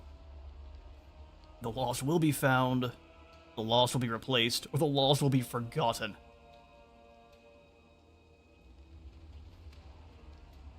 The lost will be forgotten is the most Wulfrik there ever was. You fall behind, you stay behind. Apologies. No, any amount of questions you all have, throw them at me. The only one, I may not be able to answer all of them, but I can try to find the answers where possible. We're gonna go ahead and say the lost will be found, because I don't really want to take attrition. To the four corners. And we'll go ahead and attack Frigastrex. Your hunters have waded into the midst of a severe snowstorm. Shards of ice, as sharp as they are brittle, swirl around the advanced troops. Mercifully, whatever forces whipped the ice into its impermanent fury has moved on, and the blizzard's momentum is dying out. Still, the message it spells out is obvious. This was Frigastrex's doing. The quarry's absence hangs heavy, but clearly it was here, and there was a real trail showing the way to where it was, and it may have moved on. Rankled by the frustration, some of the hunters seemed ready to press on immediately. Others have passed over into listless disappointment, and would rather set up camp. Some of our guys would be in sad boy hours for Wulfrik's hunters. I'm sorry, that gives us stock?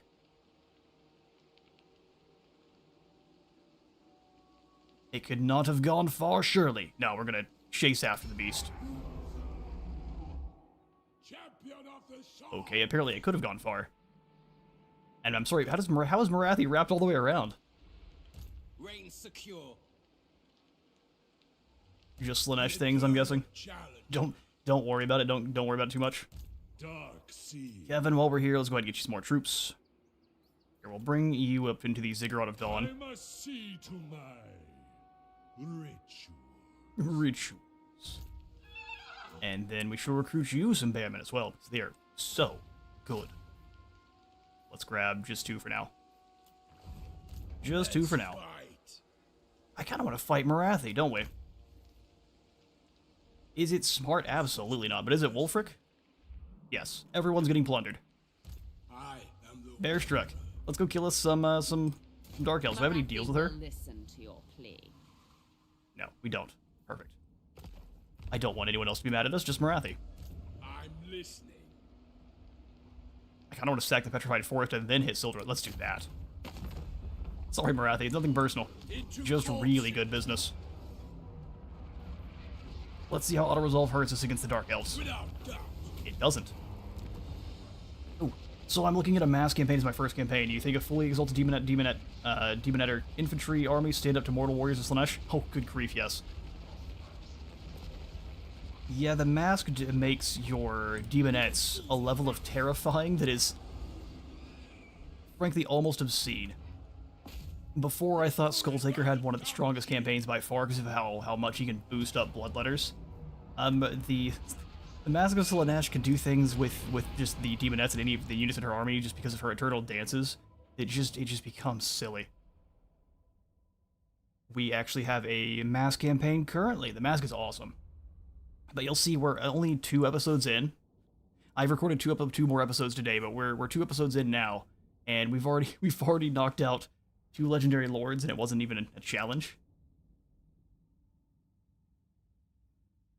With just Demonettes. Not even their exalted cousins. Alright, so our Vanguard deployment here is really good. We want to set up as close to this forest as we can. With our Marauder Bearmen, as they say. I'm going to stair-step stagger them just a little bit. I know I finished episode 2 today. Hey, fair enough. That by itself would convince me to want to play this, the Mask of Slaanesh, I can't lie. We're going to try to break this flank down here first. With our heroes. And then our warriors can hold the line up here. And our warriors can hold the line up here. So we'll have you 2 in the woods, flanked by the Axe Hunters. Vanguard deployment for everyone is so strong. Let's keep them, maybe the Marauders of the Crow as guards. And then the Brutes of the Hound as well. Looks good. I suck at micro, but the sounds of it isn't as micro-intensive. No, it isn't, and there is actually a dance, now that I can talk about free LC stuff completely freely. There is one of the dance steps that gives all of your infantry immunity to flanking. So, or actually all infantry, all cavalry, and all chariots immunity to flanking. So you just don't have to worry about micro really at all.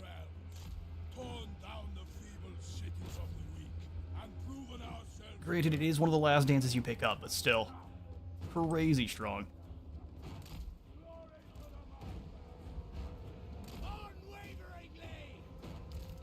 Unwaveringly. Awesome. Team needs to also get the butt and in because the Mortal Warriors have huge armor. True, but with Slaanesh, you have so much physical resistance that the armor just doesn't matter as much. Wulfrik, what are you doing? Get over here. You and Beorg need to get in and attack these Dark Shards quickly. I've seen victory. He's seen victory. Drop that there.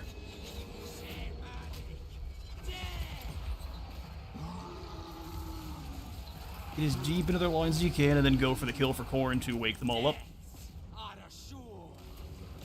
Beorg's here too. And then Wulfrik finally, which we can throw Sea Fang through and obliterate all these Dread Spears. And if I'm missing any of your comments right now, it's just because the battle's going on, so I will apologize. This is actually kind of a difficult one. We want to make sure we're commanding properly. Gotta be done. Charge them.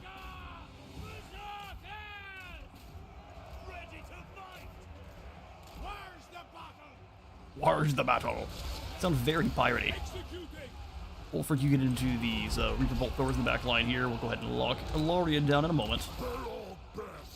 Indalirian, I guess is her name. Drop the armor on the wrong troops.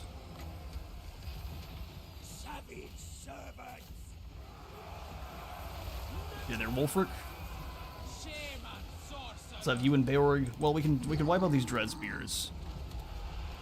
We can have The Master's Beorg and the Shaman move on. So many troops. You poor fools. to me!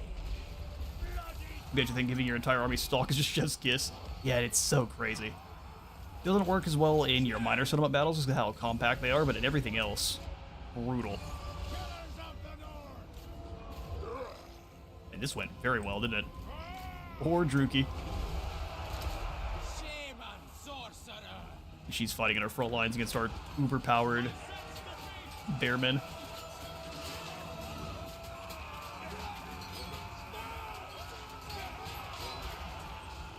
Sila, that looks like a spellcaster. I think Khorne hates those. Go ahead and collect her skull for me. Let us fight! Let us fight. I saw the buff to give the entire army stock. There's ones to give the entire army stock, ones to give the entire army glorious charge. You have some insane bonuses with the dances. Yeah, we'll go ahead and end the battle there.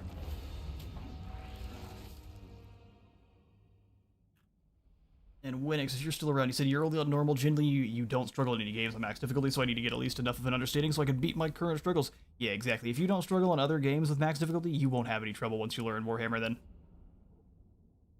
All you're just struggling with now is just kind of learning the game and how many... there's a lot of player traps that are things you kind of have to learn and can kind of get an intuition for.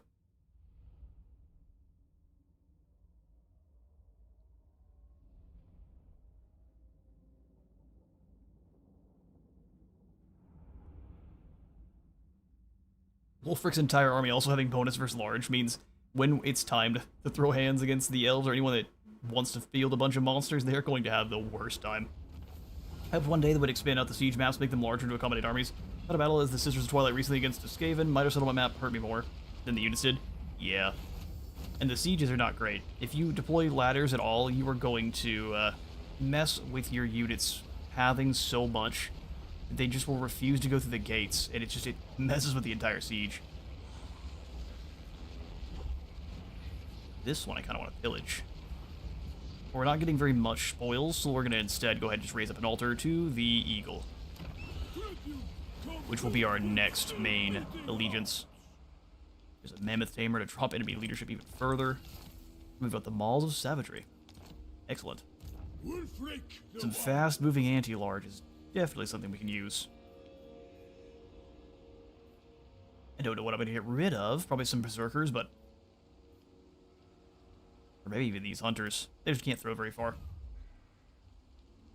Or they get bunched up in the gate so they won't go in. They have to move the troops in one at a time. I've had it even where the units, there's so many units trying to crawl up the ladders, it starts dealing damage to the buildings.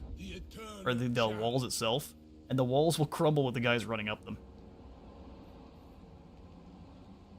Super unfortunate and is super bizarre. Let's get more money. Just gonna sit here and raid my territory like that, huh, Targog? That's pretty disrespectful. I'll teach you a lesson one of these days. Teach you a lesson. Yeah, in fact, all these hunters don't like them. They must deliver annihilation or suffer it. Yeah, the walls just crumble around you. It's sad to see. We'll pick up one more of these Marauder Horsemen for the time being.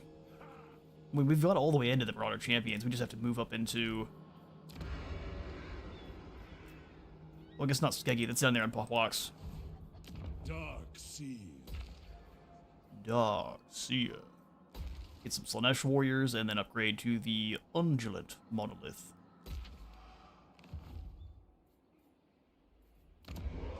We have a little bit more gold. Monolith of the Moon, we could get maybe a bit more. 75, and then extra recruit rank. Now we want more heroes. We'll grab the Warhound Kennels so we can get more of the Skin Wolves and pick up the Skin Wolf Werkin. Who's next?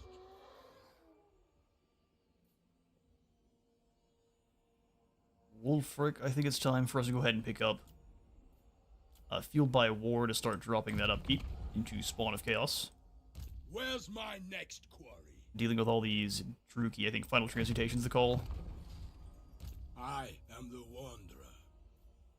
2 points into slaughter for maximum weapon strength and physical resistance. And then for Beorgbo training and dark horror and hard to hit. He's more of a defensive lord. Alright, great. Wulfrik also, let's go ahead and get rid of one of your hunters here. I think both of them will get rid of over time. The javelins are good, but the hunters just, that lack of range makes them really not amazing.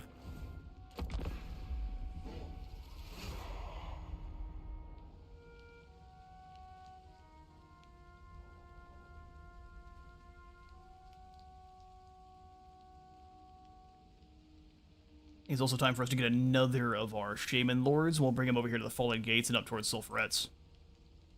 And then Wulfrik can take out these southern settlements. So many altars raised for the Dark Gods. That's 8 technologies, though, so we get preservation and healing. Strange battlefield. Your hunter's progress is halted as they enter an unfamiliar patch of land. One which exudes the miasma of those regions that gird the Chaos Wastes. You make your way through what looks like an ancient battlefield, curiously devoid of any remains, though rife with strange weapons and armor, some bit throbbing with power. Here itself seems to carry some of that power, should one stop and breathe. Keep the memory of carnage. Or just spend some gold. And I'll take me a mighty weapon. The secret to taming the horrors of the waste is as simple as it is difficult to obtain. Find the line between fearlessness and madness. Straddle it and do not fall. Our monsters recruit higher rank and have more leadership. And Wulfrik, you've got a Charm of the Gods, which is really good. Give you a potion of healing. Slave chain we can give to Vitamar here, so we can capture more casualties and then also get more gold. Fear me. Everyone has talismans. Good for you there, Kevin. And now you have fixed that problem. Let's fight. We'll give Beorg the Obsidian Blade.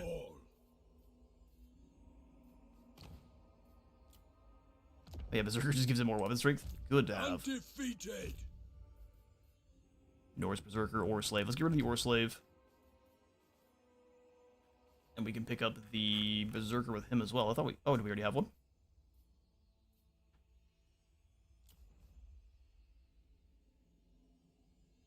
No, it's only for your lords, or for your heroes. Surprising. I'll just pick up the Dragon Bone Raiders then for more gold. Get Wulfrik off his War Mammoth, that's a little bit overkill. We'll go for a War Horse. My strength grows. Just we do have the movement. And let's go ahead and take out, we can sack Iron Spike and go after the Petrified Forest. So let's do that. Drown them in blood.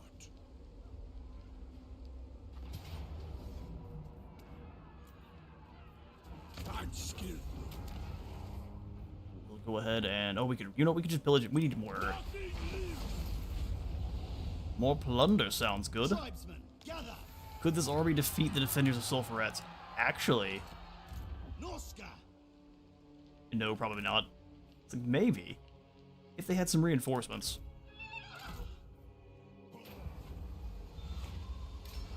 Shiny boots, fresh recruits, treasury, and press ganged.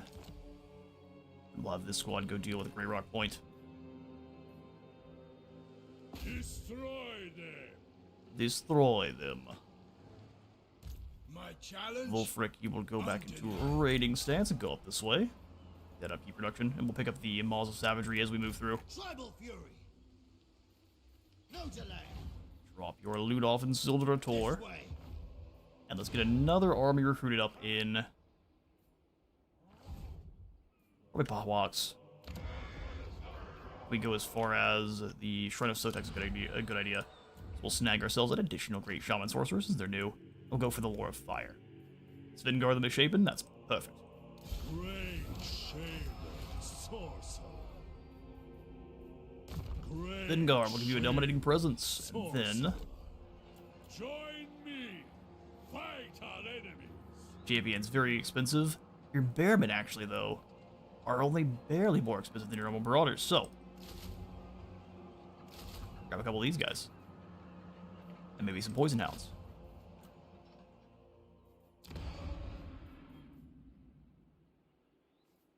Movement range, that's for your Siege troops. Maximum allegiance, you'll get upkeep reduction and experience gain. And the more of these you have, that is a crazy amount of upkeep you can stack up. We will go ahead and upgrade our port here for more gold, and then our slavers camp as well. Alright, excellent. Can we make any money through our marauding actions? No. Hell, wait it is.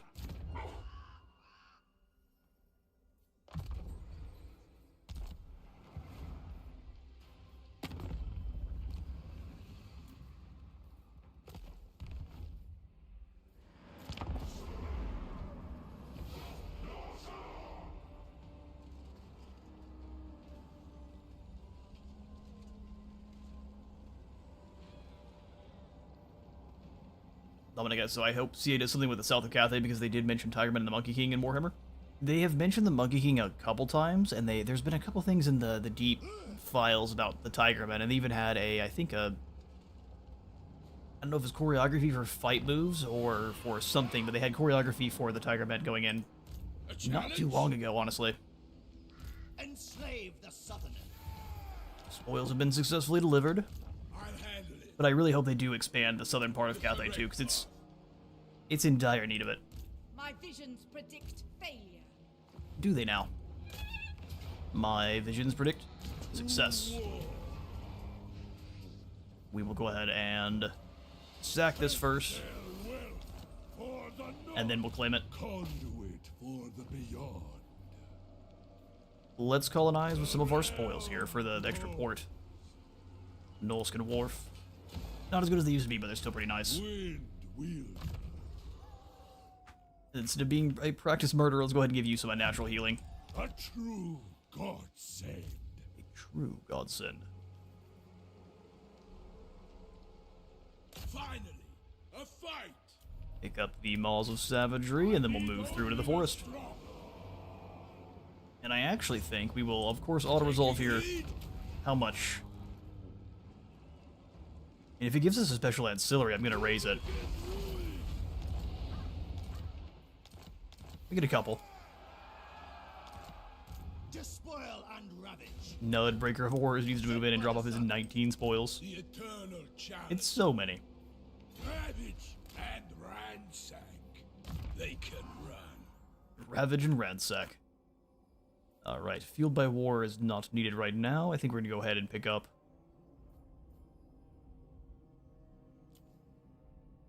bonus for the Skin Wolves, 15 defense, 15 charge bonus. They could make the southern part of Cathay a dense jungle because of the Tigerman and the Monkey King's story and mythology. They could, and most of Koreshan End would be pretty dense jungle Tools. with little pockets of civilization. Maim for Scylla, To the four corners. and hard to hit for Beog. Sweet. It will Svengar. Yeah, I mean, you can come on over here and grab this fell cargo soon, but not yet. Let's pick you up. One more Warhound, and then we'll have you dealing with Yuan Bow. So a couple of Javelin Hunters are going to be needed. We'll just grab that amount for now, and then try to boost our economy a bit more. The Slavers Camp. Another triumph for the wanderer. Would like to get Kevin some heroes. Do we have access to the Thamir yet? Oh, we do. Perfect. We just need the money, so next turn we'll have to grab them. My Alright. challenge. Also, I think next turn we have the units to handle a Sword of Torgold battle, so that is something we shall do as well.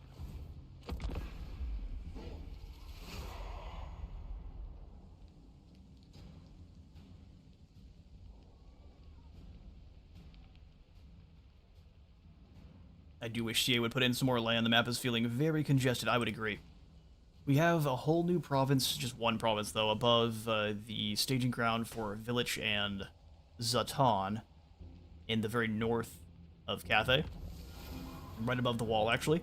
But that's not enough. They do need to open up Koreshan End, I think, quite badly. And then honestly, bringing in the Realms of Chaos to add to the north here, and then maybe having a couple of the maybe greater demon legendary lords move to the Realms of Chaos would be a good idea. Just gonna free up some of the land. Because, like, Lustria right now is feeling very spicy. My journey continues. I would agree, patience is a virtue. However... Oh, I didn't mean to wait. I wanted to fight him. Oh, we shouldn't have waited. That's why I should have paid attention to other stuff. Done and Lustria Bowl is infested. It just keeps getting more and more spicy. no escape. Cease this. I want to hit Quintex. So we're gonna go ahead and drop into raiding stance. And go steal some stuff from Quintex. Just not get close enough to actually get attacked by the defenders and by these guys. Yeah, the Dark Elves don't have any way to teleport that I'm aware of, so...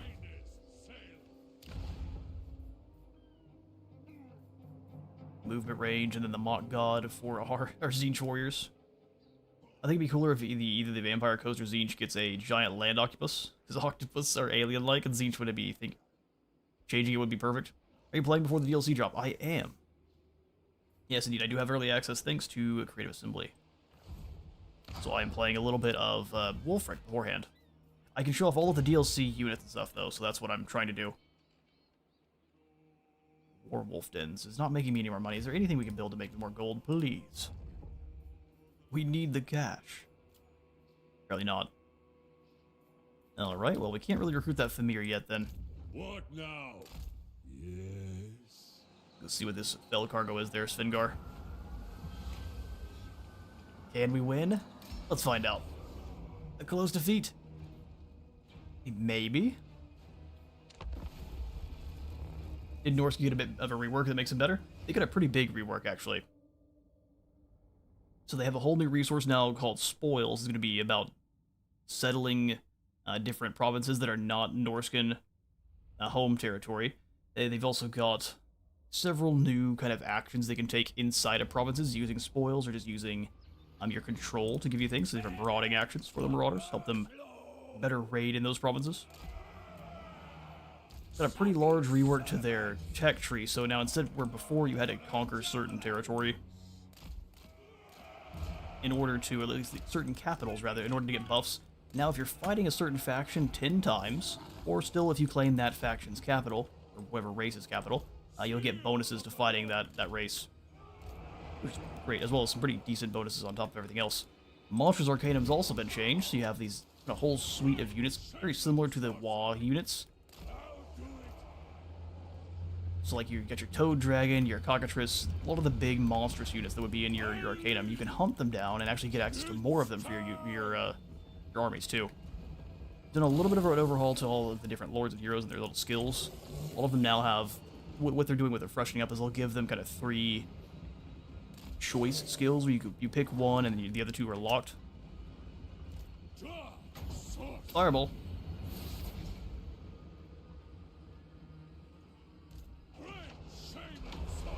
Oh, did it hit the tree? It hit the... Oh, good grief. Well done, brother. Well, they've received quite a few changes. There makes some... I thought Norscan was fine. They just needed some freshening up. Makes me so happy. I always liked them, but they were so bad before. Yeah, they just felt really bland before. Still fun and still very good, but they just didn't feel... They definitely felt like they were missing some things. I would say you rather have a meeting with Count Noctilus on a ship or a sparring match with a dancer of Slaanesh. I'd rather meet Count Noctilus. 100% of the time, you were never gonna want to meet one of the Slaanesh lords. Or honestly, just anything. Any of the people that belong to Slaanesh.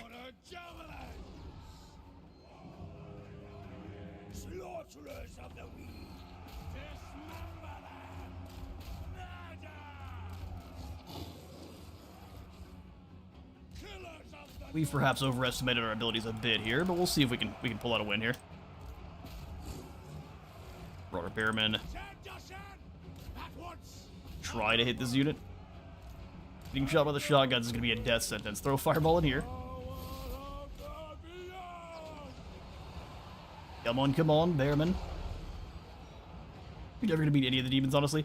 Any of them are going to be a bad time. That's always going to be something you don't want any part of.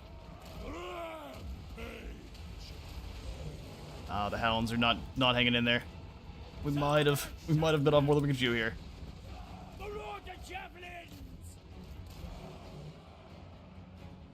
Come on, hounds, hang in there. Let's go for more melee defense on this squad that's losing. Keep throwing those javelins. Beautiful rear charge. Tear apart these shotgun troops. Seal of the North.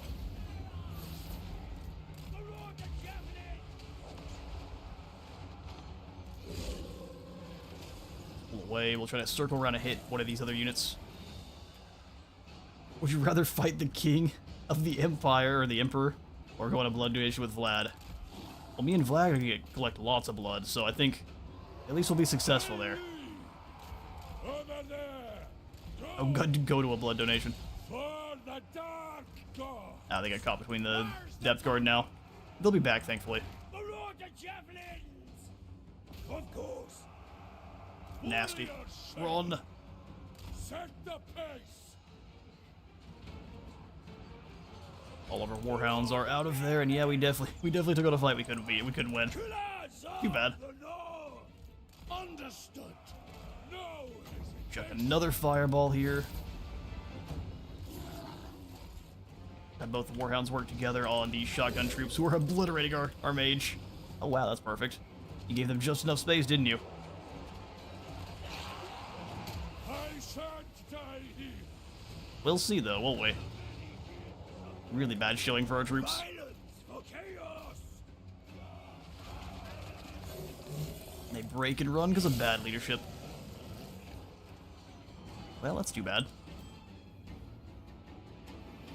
Franz is at least just a dude. I'd rather fight Franz, now that we're saying it. Out of all the Castle Lords who they mentioned most scared to meet in person. Weapons ready. Nikari. This way. Nikari's the one you don't want to meet.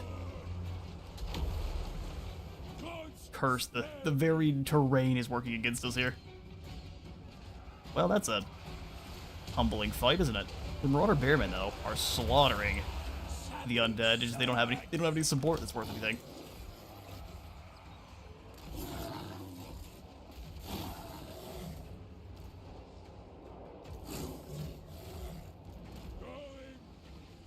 You get down here and actually see firsthand where he's throwing these fireballs. I must close the lines. Fine. Throw the fireball. All energies. Bloody carnage. There goes the white flag. We tried our best. That was pathetic. Vastly overestimated our troops. Oh, they have depth guards, so yeah, that was gonna happen. Do you know of any octopus monsters in the Warhammer lore? Should be the familiar Meergs, right? There are bog octopuses, I believe. I'm pretty sure we have giant octopuses somewhere. You could find them somewhere. If you have the Famir OVN Lost Factions Famir mod in, there are bog octopuses you can play as. So, that's an option. Are they lore accurate? That I don't know.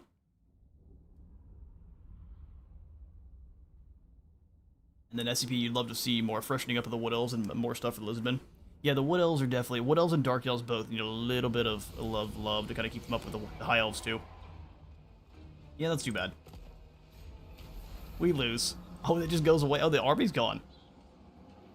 Well, yeah? You learn the hard way. Treasure down below. They're gone. Great shaman, sorcerer. Yeah, Kevin, we are gonna have you circle back to Skeggy to rearm. Coward and the traitor. Coward and a traitor. Now for the rest of this here, I think we shall... Thoughts on Radius or Grimhammer? Radius is lots of fun. It doesn't really change things aside of just giving you extra units. So if you just want a whole bunch of unit diversity, then Radius is perfect. Otherwise, I would say that... It's my idolatry here. SCP Grimhammer is... SCP.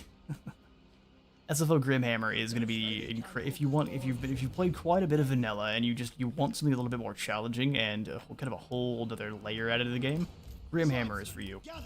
Because it changes up almost every aspect of the game. It keeps the base obviously intact, but then changes up almost every aspect of the game besides that.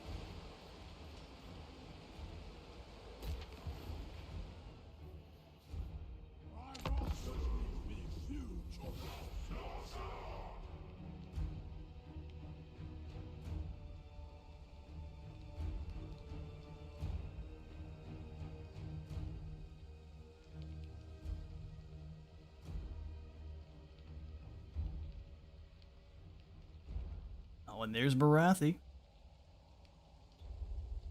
She doesn't like that we're going over here to blow up her capital. Be the best. Recruitment cost has gone up, and recruit rank has as well. Daughters of the Forest have gone, and the eerie glow of the dark moon calls out all manner of feral monstrosities from the Norscan wilderness. Our Dreadball and Feral Manticore have more defense and missile resistance. I feel like the game is too easy on Radius. Grimhammer is fun, but the menace below. The Skaven are a problem no matter what campaign you're really playing. Wulfrik the Wanderer. Minor factions not as big of a deal, but as soon as you start throwing hands with the major Skaven clans, it becomes a nightmare. Alright, speaking of nightmare, the towers here are going to be very strong, but I think we could win this without losing too many. I love playing as Be'lakor in Warhammer 3, but always miss one of the Warriors of Chaos, and... Oh, they're so annoying, and so many soaps. CA makes them a Chaos in-game crisis. I also think Be'lakor needs to be moved over to the Demons of Chaos. Just give him more access to actual mortal warriors than the demons would normally get access to. That's kind of his special gimmick. On top of being able to turn people into demon princes, of course, he also would get access to more mortals of chaos.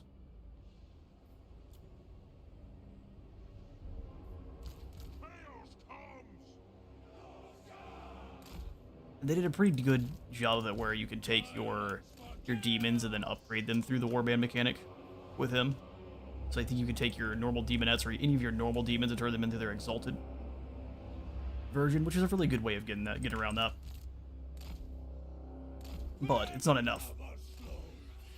And Be'lakor needs to be moved to the Demons of Chaos, and they need to give Daniel needs to be entirely refreshed.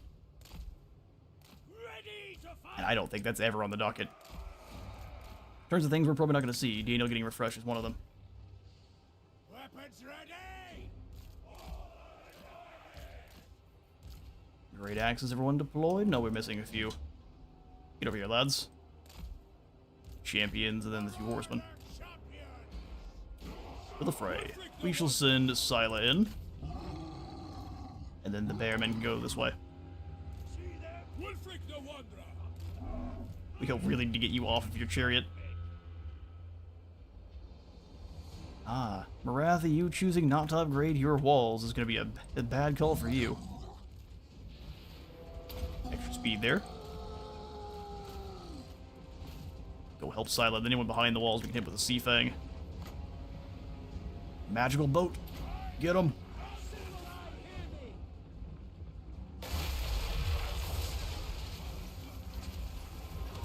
Hey there, Caspian Shadow. Would you say that Norska's back on even footing with every other faction now? I think Norska, even before, was able to compete with other factions just fine. It's just the fact that they had really no unit diversity. And their playstyle was so simple that it made people think that they weren't great. But Norska was always able to compete. It just took a little bit different of a playstyle, where instead of leveling up and getting stronger just based on your technologies and stuff, it's really you're needing to focus on taking out specific settlements and look for those trade goods. Although that's changed now, where Norskans are honestly even better than they were. So do I think the update to Norska's made them good? Yes, even better than they were before. And before, I think they were fine, they were just way too simplistic.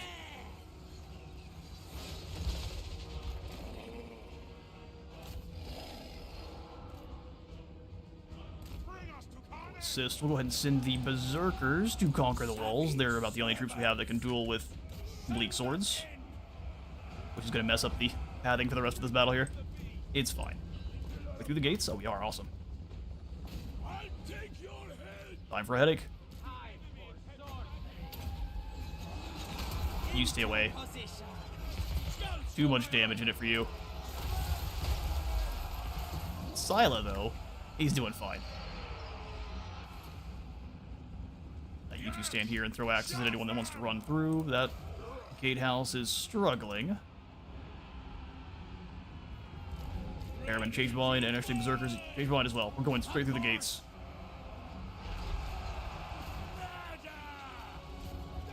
Everyone in.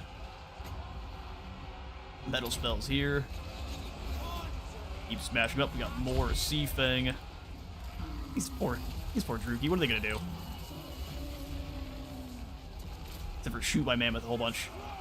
Leave Manny alone.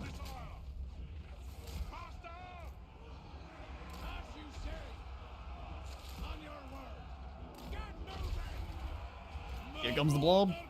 Of all of the berserkers, go kill the Hargoneth executioners. Executing.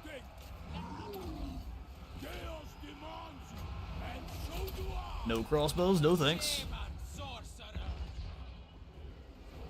Get the gates. Working on it. We serve the gods. Famine of Ursula. You can't upgrade demons, at least in radius. Oh. I could have swore Be'lakor had the ability to upgrade his normal demons into the Exalted version. I may be entirely wrong. I don't know if it's a mod thing. It might just have been. It might have been me playing on SFO and I didn't even realize that they'd given it that. I don't know. Be'lakor is surprisingly one of the one campaigns in this game I just haven't even played. That may not say anything good about Be'lakor, but still the case.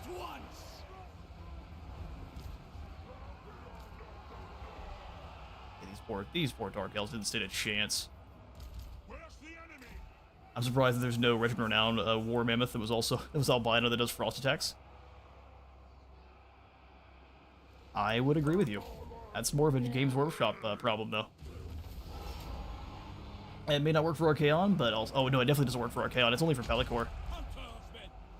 Archaon just has access to all of the different... He basically has the most access to units, where Be'lakor is able to upgrade demons.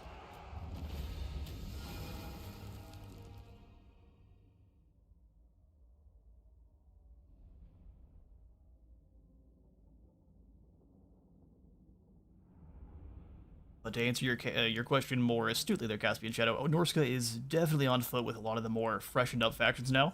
They were on even footing with everyone before, just they were simple. Now they're on even footing with all of the freshened up factions, and in fact ahead of most of them. Norsca has gone from being one of the most simple, and I guess you could definitely say they're one of the worst factions, to being easily one of the strongest. That makes a surprising amount of sense. I know vanilla you can upgrade demons for everyone.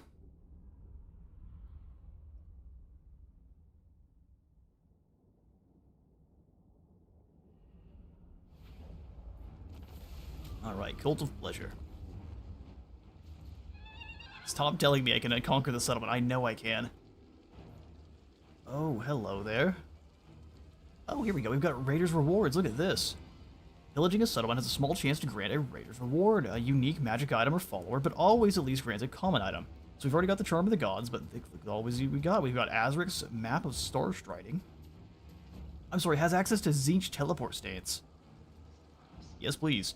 Stone of Shaish gives you Purple Sun of Xeris. Spell Mastery on it, so it's even stronger than normal by 30%. Wow. Imagine if you pick the Stone of Shaish up, and then Elspeth takes it from you. How bad would that be? Armor of the Dark Gods. Which grants healing. All one-time heals. You drop below 25% health, you get a Gotrek heal, and then your stamina fully recharged. Immunity to contact effects, physical resistance, and armor. That is crazy strong. Ravager Chainmail. For dealing with Imric. Caller of the Hound's Headsman. Enables inevitable ends, so we drop healing. Replenishes movement range after winning. This seems really good for anyone dedicated to the Hound and also to Wulfrik. Automatically, the Tzeentch teleport stance is the best. Instant ambush. Instant ambush is broken. You just have to have winds and magic to do it. Attacks cause the dampened effect, reducing magic resistance and removing all magic attacks.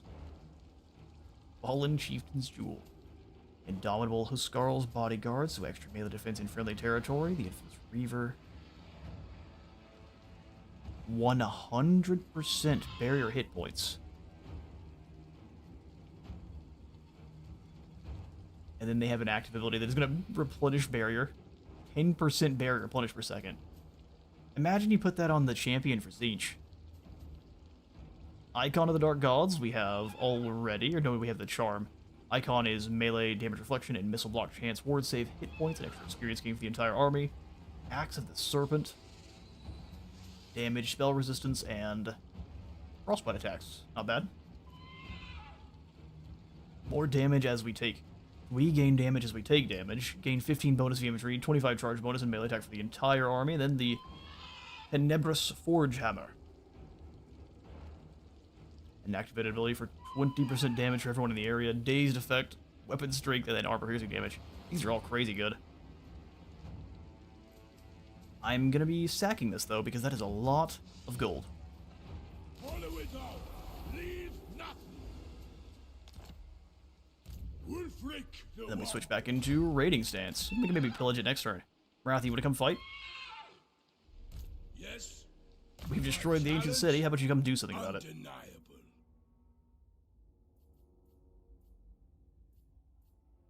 Let's go Fueled by War next. A challenge? Transmutation cheaper. Champions. Bow Seeker for Scylla. To the four corners. And then hard to hit for Beorg. Nice. 20,000 gold. Let's go ahead and spend it. Victory doesn't come cheap.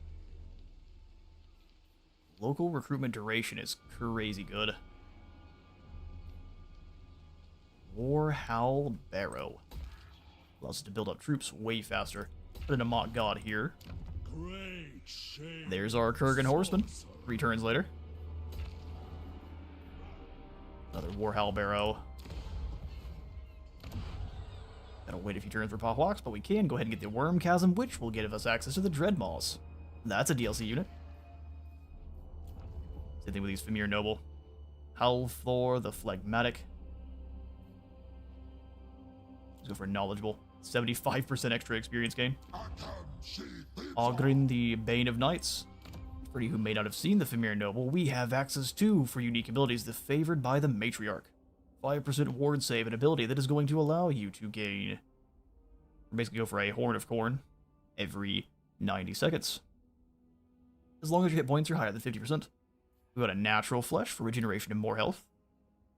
Warrior of the Famir gives you Unyielding Assault, which just states that you never lose melee attack, no matter how high you boost that or what hexes people try to put on you, it'll never go down. Same thing for all your Famir. Crippling Onslaught speed and charge bonus, and then Shrouding Mist grants you extra range for Shrouding Mists. So anyone in 47 meters is going to have 10% more missile resistance and 5 more melee defense as the mists shroud their movements. We'll also gain stock for all of our Famir and Bale Fiends. Really good. Then you have a choice of Squash the Bugs, granting all your Famir warriors 5 more bonus V infantry and 10 armor. Slayer of Heroes grants this hero 15 bonus V large and 30 armor piercing damage, and then Born Pillager makes them a better hero. The rest of these just a normal melee line, and then we have Might of the Swamp for attack and strength, Hardened Skin for armor and melee defense, Aura of Chaos for missile resistance. They can increase mobility, and they can stimulate growth. They're really good. For now, you can go join Kevin. Exactly, brother, exactly.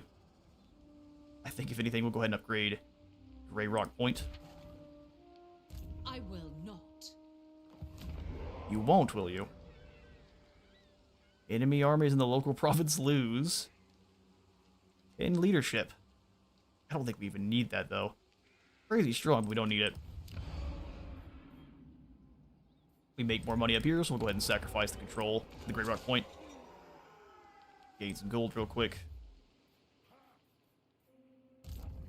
And Kevin, while you're here, you might as well pick up some Spawn of Slaanesh. Is it going to take a while for them to recruit? Yeah, absolutely. Spawn of Slaanesh, and then we'll get Chaos Warriors of Slaanesh too. Get 2 of them. Switch out the Marauders for them, and then probably these Great Axe Marauders can go too. 4 Berserkers.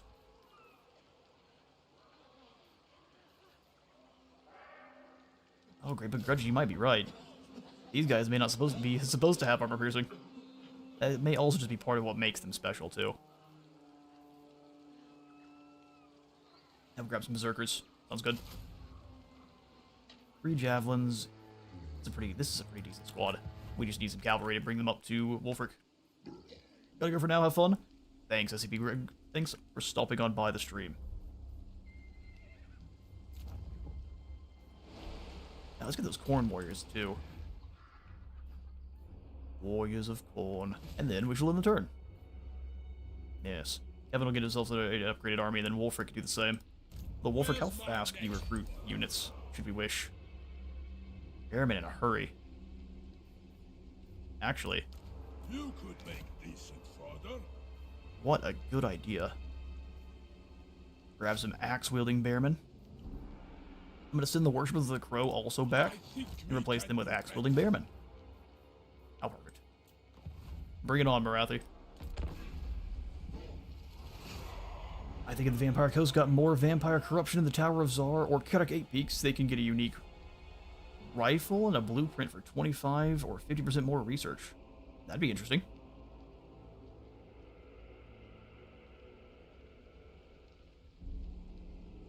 Or maybe just give them explosive bullets. Or something that buffs their normal handguns to an obscene amount. Like if they count Conquer Nold or something. Any of the areas that would normally have really, really powerful gunpowder units.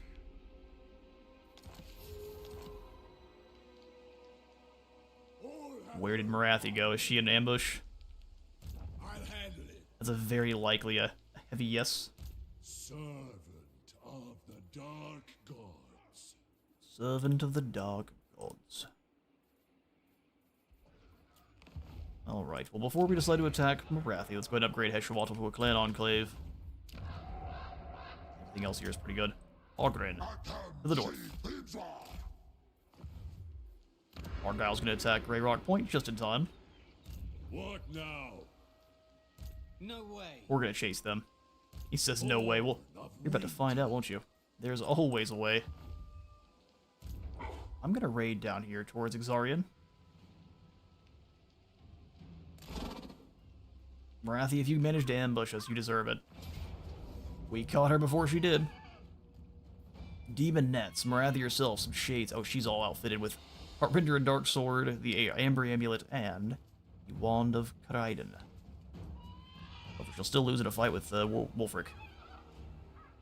70, 60, 65, 57, and we can drop all of her stats down to about nothing. We just want to keep our main troops away from her, because she's a problem. Let's do this. Auto resolve, we would win by a heap, but then we've got these other Dark Elf armies nearby, so let's try to do a little bit better. Beorg and Silent together can go beat the ever-living smack out of that poor assassin of Cain. Glass jaws they have.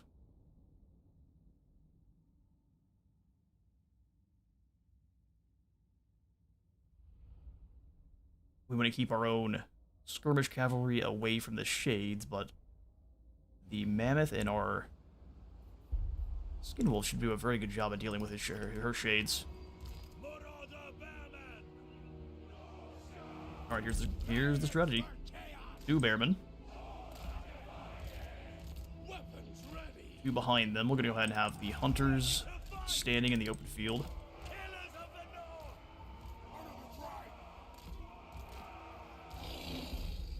Skinwolf's behind them. I'm gonna have our Shaman Sorcerer, which we still need to get off of his chariot. Stick with our front line.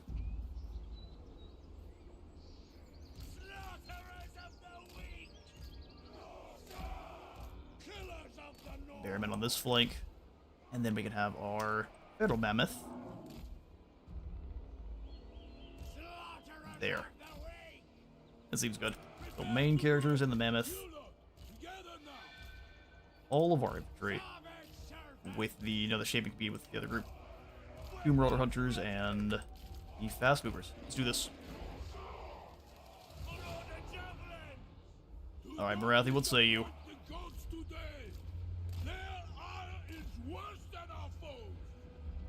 Yeah, we don't want to disappoint the Dark Gods for sure. Oh, so she can see some of her units. Hits them with a spell from across the map. Fair enough. Marathi, I promise you don't want to come fight any of our units over here. Yes, let's go get her. Marathi, you are so dumb. You are really dumb. Oh, real. Good luck hurting any of the characters you just came after.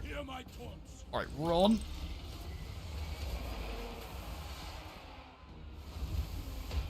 Infantry, move up quickly now.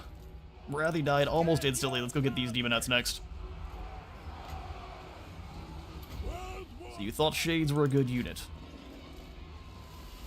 Here's where we prove you wrong.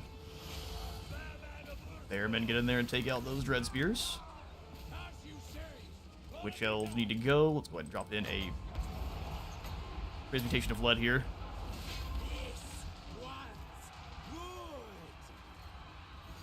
Shades Dustin.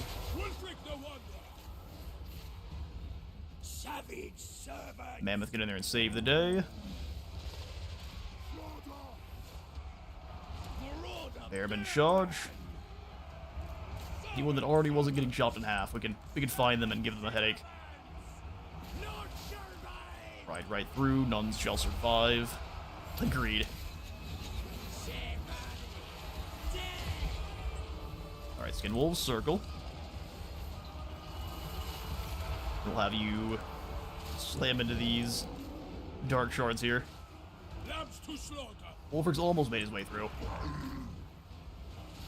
I think they get caught in combat. Oddly enough, though, it didn't really work out for our Dark Elf friends. Heal up. Extra speed here. And yeah, that's that. Don't even get to bring everyone into the melee. Destroy them. The screams.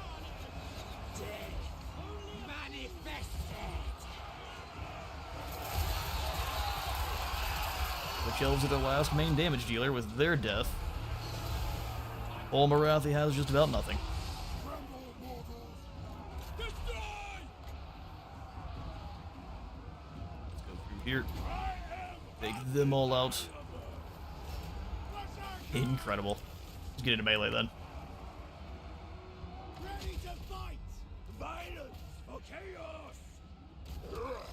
Chaos demands violence. Speed that up.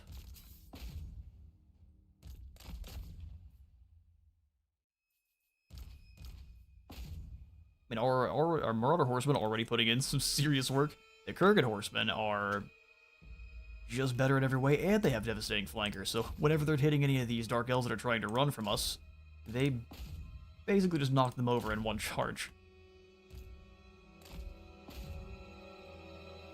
Make sure as many of these Dark Shards don't come back. Weakened units aren't that big a deal for us to fight. But anything near full health we don't want to deal with.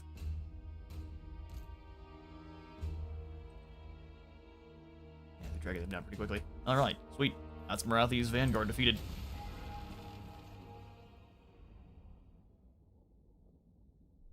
I do like that she tried to come fight Beorg in a one-on-one and just got absolutely wrecked. Probably got picked up in suplex too.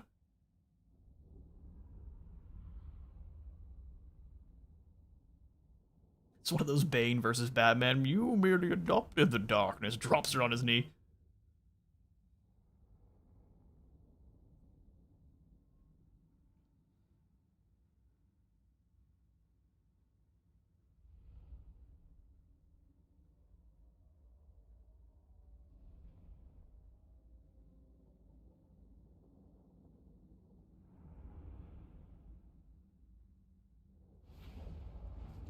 Decisive victory need. We got 108 that fell, and we can just replenish them right up to full. I say we do. We've got a lot of Dark Elves to cut through here. Hag Butcher. Hero action cost minus 10% for all of our heroes, and then self-defense chance for any heroes in this province. Rampager standard is perfect. And now Wulfrik staved off that ambush like a champion. I'm thinking next we'll go ahead and pick up... I don't think we even need unnatural healing. Let's grab a point into Lightning Strike.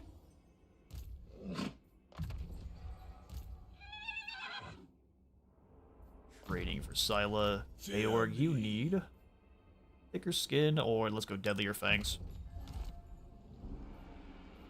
The correct path. Xarian shall bring the rest of his troops to death. A Pyrrhic victory. Alright then, one more good fight for today's stream, it appears.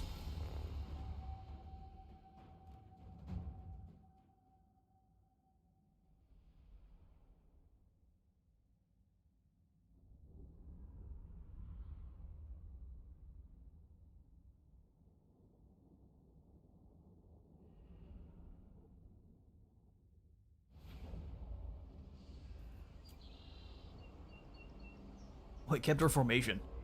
That's amazing.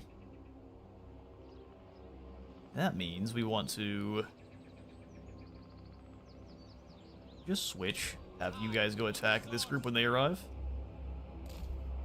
And then our fast movers and javelins can go bother this other squad as they try to advance across the waste here. I'll take heads. So be it. Wulfrik, you and the heroes go bother whatever their hero is. They're hiding somewhere up here. Let's go find them. I've seen death. The Master's puppet. The Master's puppet. Violence for chaos. Go. Lock them in. Let's have all of you run. There's no reason to walk. Shaman sorcerer. There's the Beastmaster. We found you. You are dead. Fair enough. This is the truth.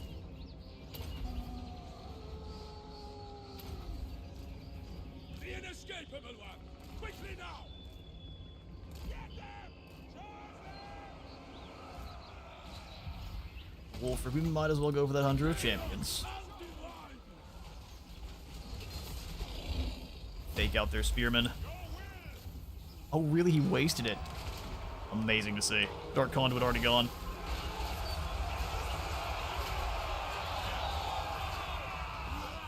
So we have to hope that breaks them, otherwise we're about to lose a heap of those Marauder Horsemen there. Alright, well that's that lord dealt with. We await reinforcements, and they shall be here in 37 seconds. 7 sevens. Vermin of Oslo. Move now. Weapons ready. Maneuvering. So, It's dealt with. Those Dread Spears are gone too, so we're not even worried about that. Everyone over here, including the Muscle Savagery. 14 seconds. a killing cow. Thankfully, it is just a hero. Makes it way easier to deal with. Wulfrik the one. Slaughterers of the weak. Weapons ready. Slaughterers of the Weak. Eating. Final Transmutation hits just about everyone here at all at once, which is pretty dang nice. Earl Mammoth is mad. More of you guys are mistake than anything else. Transmute kills and just about everyone all at once. Wulfrik the Wanderer. I will win. Ready to murder. I then. Murder. You two come sprinting across the lake here. Looks like these other Druki are gonna wait best they can. Scouts for my arm. Charge into these wavering shades and whatever the dark shreds you can hit. Marauder Bearman. Oh, she's in the air. Let's get over here and at least get her attention then. Violence for chaos. Sandushan. We'll go stand on the one island, and all of our flankers can move around. Serpents. Command us. Bring us the carnage.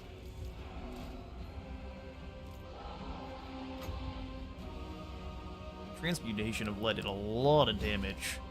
Strong versus single characters, I see. Maneuvering.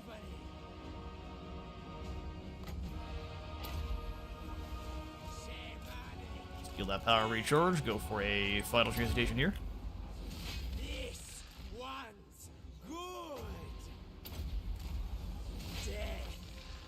Manifested. You don't have time to respond. Silo's already on the way. Sorcerer. Ward save. Take this guy out. Nope, you can get out of there. Too much. Flee. Conjuring. Achilles. All of our units here, just advance. Get in there. Tracking! What to do? You need to leave. All of these dark shards are pretty much already gone. Wait on a sea thing as well. Close combat! Charge!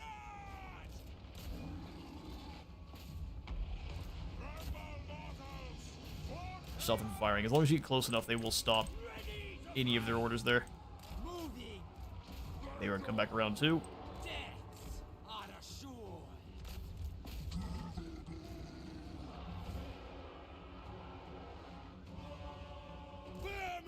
Airmen find a unit and take them down.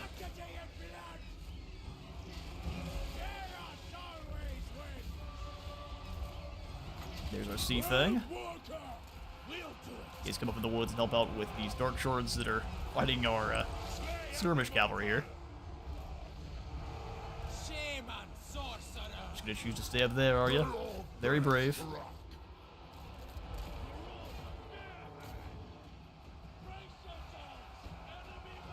Javelins go deal with Eva for me. Chaos smiles today. Seek my blade. Skin Wolf's going back. Keep those dark shards from using their crossbows. We're in good shape.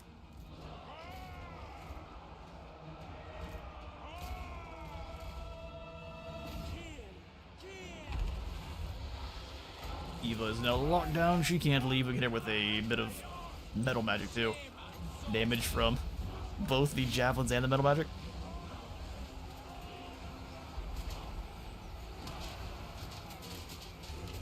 Come on, final transmutation. Do your stuff.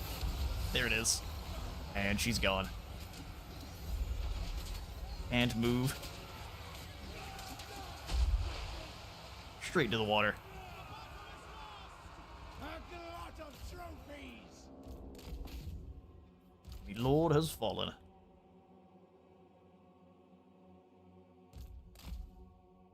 Alright, that's that. Win the battle here. That is all three of those armies mopped up. And we lose 21 in the fighting.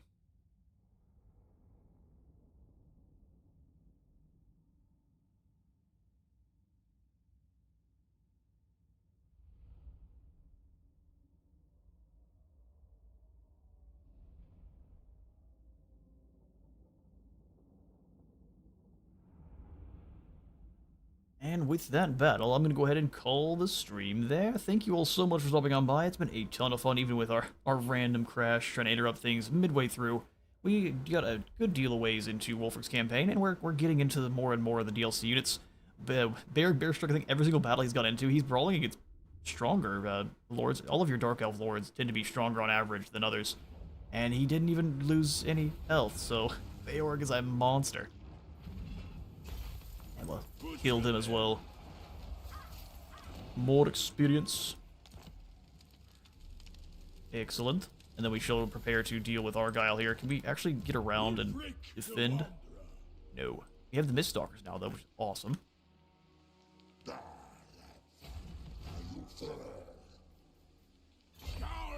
Now we'll just go over here and raid into the Moonshard.